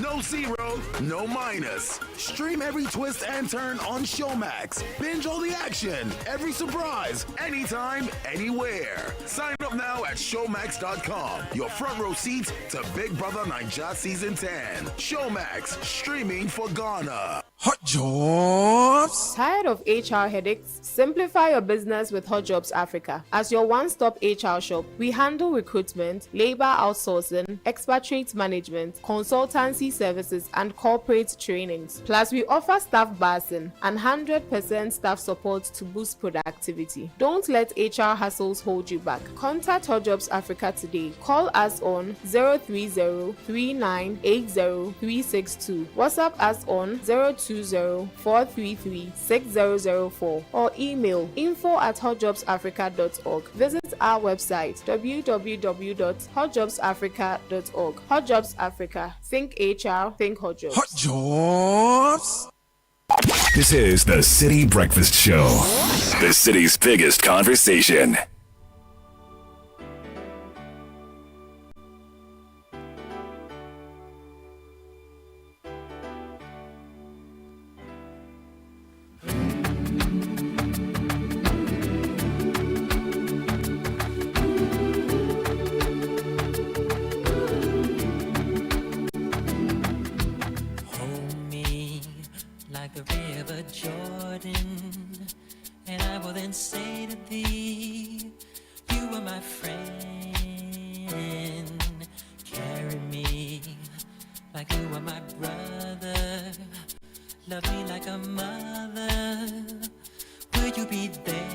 It's 34 after 9.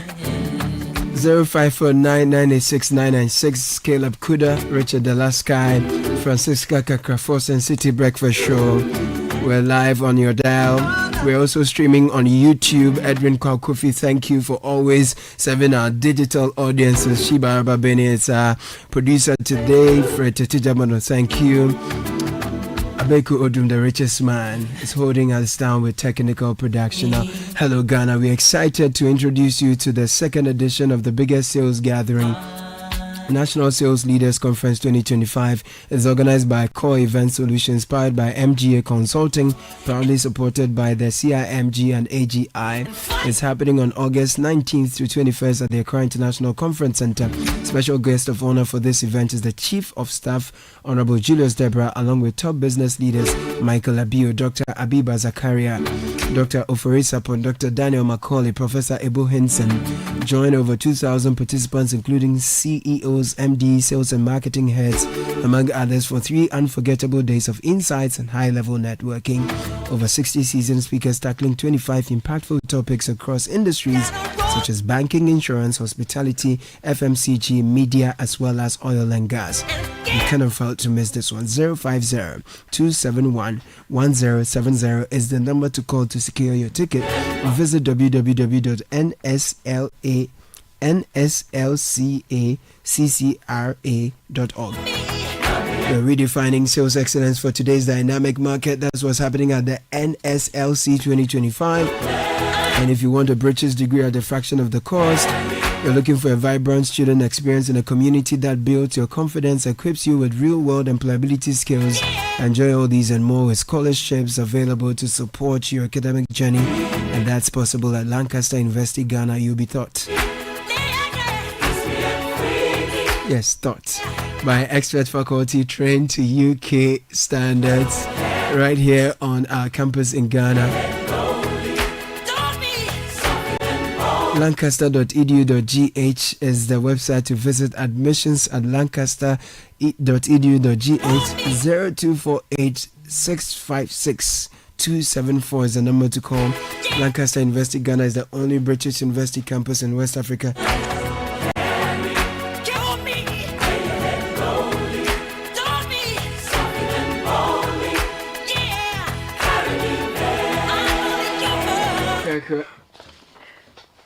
Sure. Yes, Academic City University has two amazing events coming your way. Join them on Monday, August 19, 6 p.m. for Graduate Open Day at Quiet Terrace in Accra.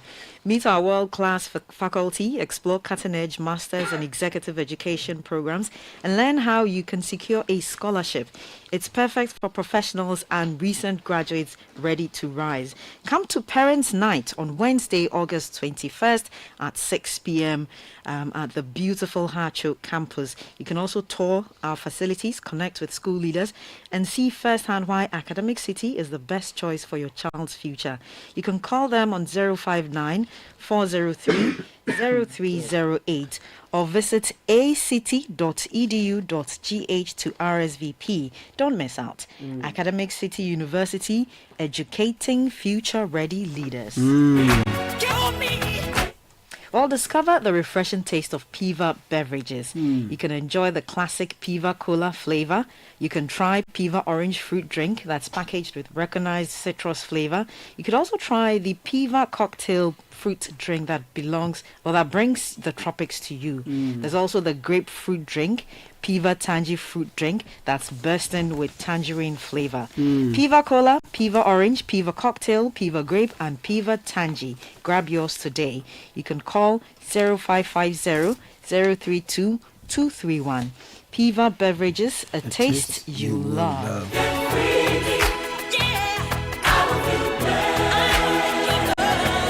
And the chilly season is here. We all know what that means. Risk of waterborne diseases, typhoid, cholera goes up. Keep your family and yourself safe and hydrated with clean, safe drinking water. It's more important than ever. Use Jibu purified water every day for drinking, cooking, and preparing your beverages without breaking your bank. It's safe, refreshing, and affordable. 15th July to 3rd August, we're running a special bottle promotion. Buy our durable 20-liter bottle at a heavily discounted price of just 100 Ghana cedis. Stand a chance to win a free aluminum bottle, which is ideal for school, office, on the go.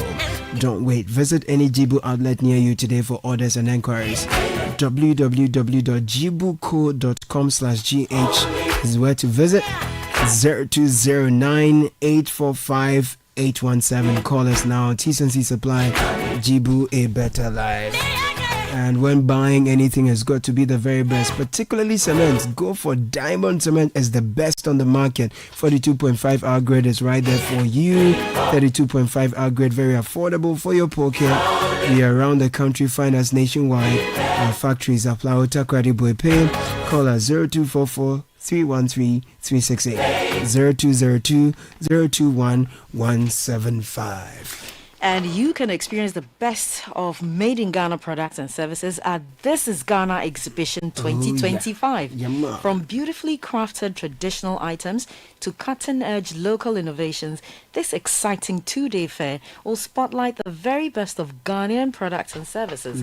Discover offerings from SMEs, startups, research and manufacturing companies, and proudly homegrown brands across all sectors.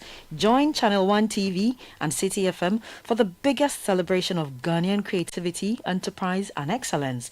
The date, Saturday 6th and Sunday 7th September 2025 from 10 a.m. to 5 p.m. daily at the Afua Sutherland Children's Park. You can call 0205 973 973 for inquiries or registration. This is Ghana Exhibition 2025. It's powered by Channel 1 TV and Citi FM, and it's proudly sponsored by MTN, EcoBank, and Side Hustle. And let's say a big congratulations to all top 50 contestants of the Literacy Challenge 2025 Level 2. Now you're on to an aptitude test. Top 50 contestants from across Ghana. You've made it to the next round. Now, in order to make it to the third, you shall take part in a written aptitude test on Saturday. This is tomorrow, at 12 noon British Council Accra.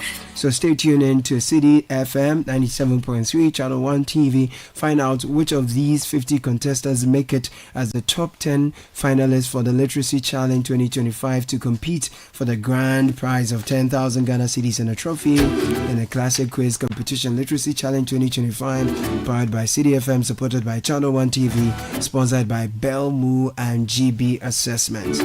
So a quick message I have here, please, Caleb. I'm listening to your program on forensics for information. Forensics is spreads across many disciplines, including medicine, law, criminal justice, computer forensics, engineering, accounting, among others. Depending on the incident, cross-forensic experts are brought together. And this is someone who has an MSc in cybersecurity and digital forensics with KNUST and computer hacking forensics investigator Ohene Oti. Says, for instance, we need forensic experts from the medical field, law, aeronautic engineering, and computer forensics to work together. So before we went on the break, we're talking about learnings from across the board. On the side of the state, we're seeing how we could have made a more we should have taken a more clearer position on the fight against illegal mining, and looking at the chain, the time lapse of the event, what else could have been done. And then, you make the point, Kakra, about the community. Typically, when you're driving, your car breaks down, people come around to help you. We have that sense of community and all. But we are learning from such situations that we could have done better. From the grounds community and even to digital communities, social, the kind of things that people say, the kind of content that people share. So in situations like this, they don't often happen. So we learn all the time. So for the community and even the people operating the stuff, what could have been better done? Because it took a while for us to know that, the aircraft was off radar, right? So in that situation, what kind of emergency responses could have been triggered to ensure that, we find it here, we let the community people know this is how they could help? Because if the regional minister could go all up the mountain and get the help of the communal people, and then they retrieve what they could not our security, our emergency response agencies have done better without apportioning blame? Or how else could things have been done that is standard procedure? Well, I think these are all questions that people are asking, and people have a right to ask them without pointing fingers. Yeah. But I hope that the investigations will deal with all of these aspects so that we have clarity in our minds. Sure. I just want to dwell on two quick issues. Mm. So yesterday, for instance, I was raising issues with how some people in the community decided almost immediately to cannibalize parts of the aircraft, helicopter that was involved in this. It shows a certain lack of good citizenship or responsible conduct. Because again, it may also flow from ignorance, that when things like that happen, the first thing you do is not to rush to the scene and start removing what you think you can take home as your share of the national cake. Often we see that happen in many cases. People move to accident scenes, and before you know it, they are either putting their hands into the pockets of victims or taking whatever they can. That's true. That is wrong. Yeah. Similarly, very recently, we saw a tanker that overturned somewhere in this country, and we saw massive numbers of members of a particular community move there with all kinds of containers to salvage or collect for themselves the fuel that was gushing out of the tanker. True. Again, that was wrong, because that could have become a scene of a truly huge national disaster. Imagine if there was a spark. In any event, the fact that the tanker had overturned and then oil was probably leaking or gushing out, was not a license for you who you don't own the the tanker.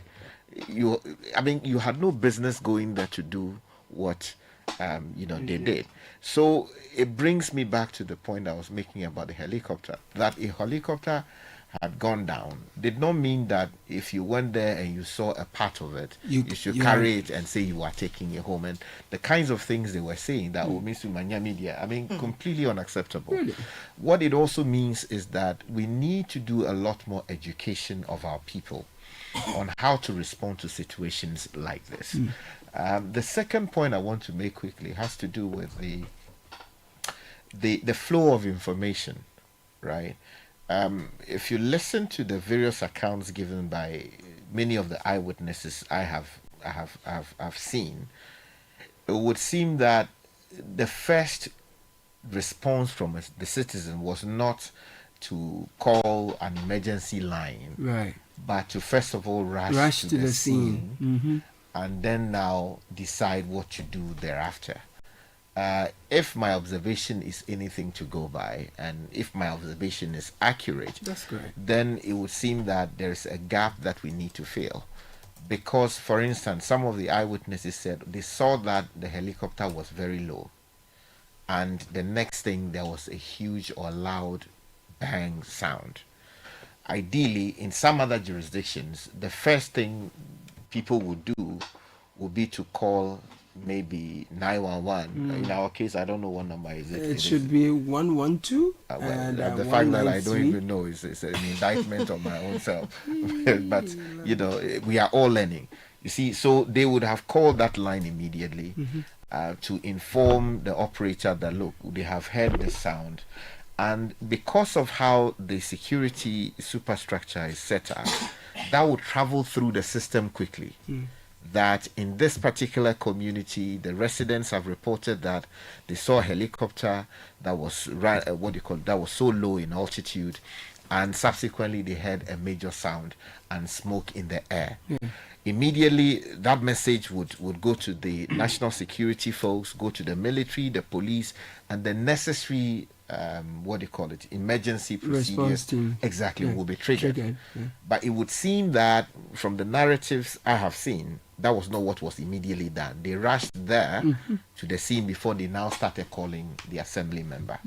Only God knows what would have happened if that was the first thing they did was to call the appropriate emergency line for the right thing to be done. So I think that institutions like the National Commission on Civic Education, the Information Services Department, and I also note that in many of these our local communities, they have the Ahuja PA system. When you go into these communities, they have these big public address systems that they use to announce all kinds of things, funerals and things happening in the communities.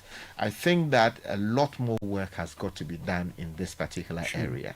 The next time you see something like this, even if you are not sure, the first thing you do is to call a particular number.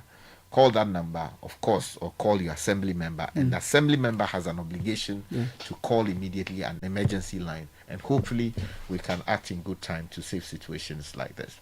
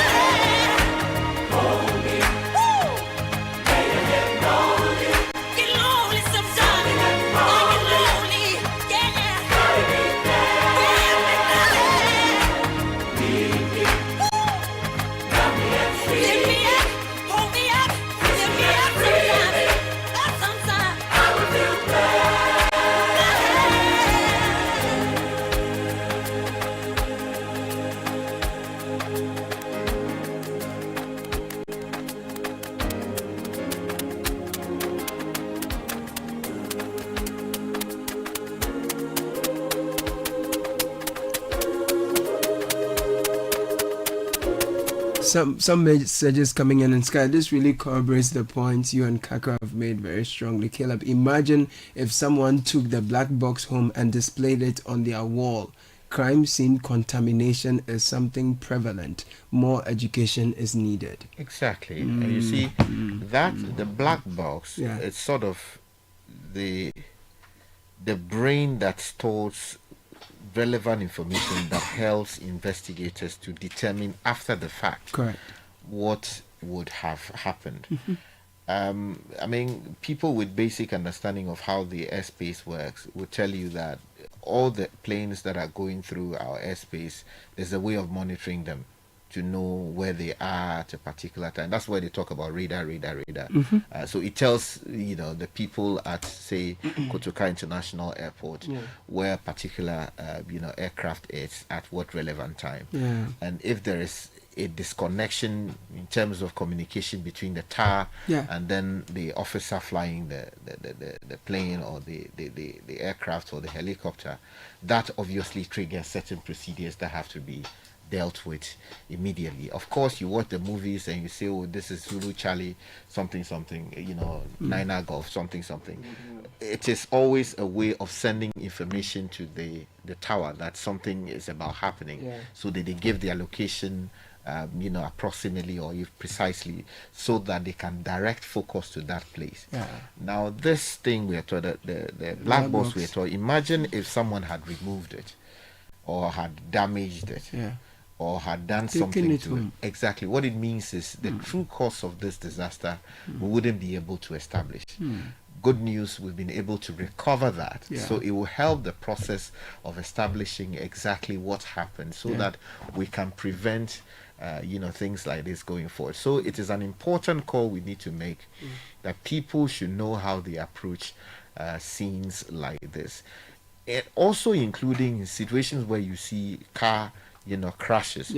Some people just moving. Yes, I understand the enthusiasm sometimes to help. But in terms of how to help to recover, say, victims who are still alive, sometimes the process alone can even lead to casualties. Exactly. So, fatality. So it is important that a lot more work gets done. I mean, sometimes we can even use our churches, we can use our mosques to do these, types of education, so that people become aware how they can approach a situation like that. I'm just looking at a message that came in a short while ago. I'm not going to read the message, but it makes the point about misidentification of corpses, right? And how burying the wrong person can lead to some implications. And this also involved a military officer somewhere else. And I sympathize with the family. These are really, really difficult things, and sometimes people don't get closure. They don't. So just a few numbers to call in emergency situations. For the ambulance, please write these down. 193. If there's any incident you need an ambulance, please call 193. There's even COVID-19 emergency. Thankfully, we don't have that any longer. But for fire service, it's 192 or 193. 193 takes you to ambulance. It takes you to fire service as well. Alternatively, you can dial 192. National security is 999. Police is 191 or 18555. 18555 is for police, and for the police headquarters is a landline. That one. Okay, so hold on. I mean, you have to take the numbers again. But when you finish, I'll make some quick point. Okay, let me make the quick point. Then you take the numbers again. I think the multiplicity of numbers is a problem. I think we should have one center, respectfully, which should be able to receive a call and direct it based on whatever situation we are dealing with, direct the call accordingly. So if a call comes in and it is fire related, you immediately direct that call to the fire service department. If it has to do with the police, you know what to do. If it has to do with, say, national security, you know what to do. So that discretion and judgment should be left to the person who is receiving the call at the national call center. That's my respectful view. Maybe the experts do have some other view, but the multiplicity of numbers, in my respectful view, makes it difficult because I'm not so sure whether I can internalize all of those numbers. I just had to quickly save one on my phone because I'm trying to recall when I got involved in a crash, the kind of thoughts that were running through my mind, the kind of steps I took. I honestly don't think it's based on standard operating procedure for anything, but it was just a survival instinct reaction to a situation like that. So someone sent a message, for example, he says, Caleb, your discussion got me thinking, how were the casualties of the twin disaster identified? Which of them? This the must fire be the and flood on June 3.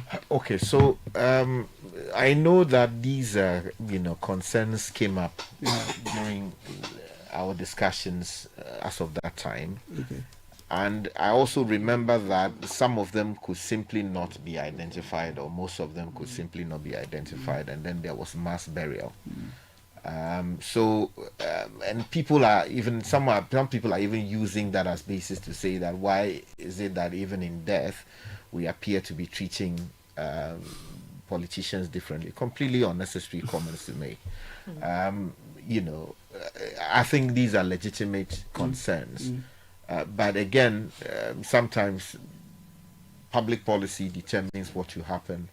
And closure is brought quickly for families, we assume. But some people still, as we speak, recently we went to the ceremony to remember them. And I spoke to people there who were still saying that they don't believe that their loved ones have passed. They believe that there will come a time that they will return home because they have not seen their remains and they have not buried them the way their culture demanded. So these conversations are relevant, and we continue to do this hoping that something about our DNA will change so that we can address these concerns roundly. Very important. Some clarity here. The number for everyone is 112. So this one is a centralized number. So centralized emergency let me line. just save that to it's 112. Yes, 112. And then you have 191, 192, or 193. These are the specifics. Fire, police, and ambulance. Fantastic. So that's what will help. Beautiful. Fire is 192 or 193. Police is 191 or 1855. And then 112 goes to all the security services, even immigration. Thank you for that intervention. Very important. Beautiful.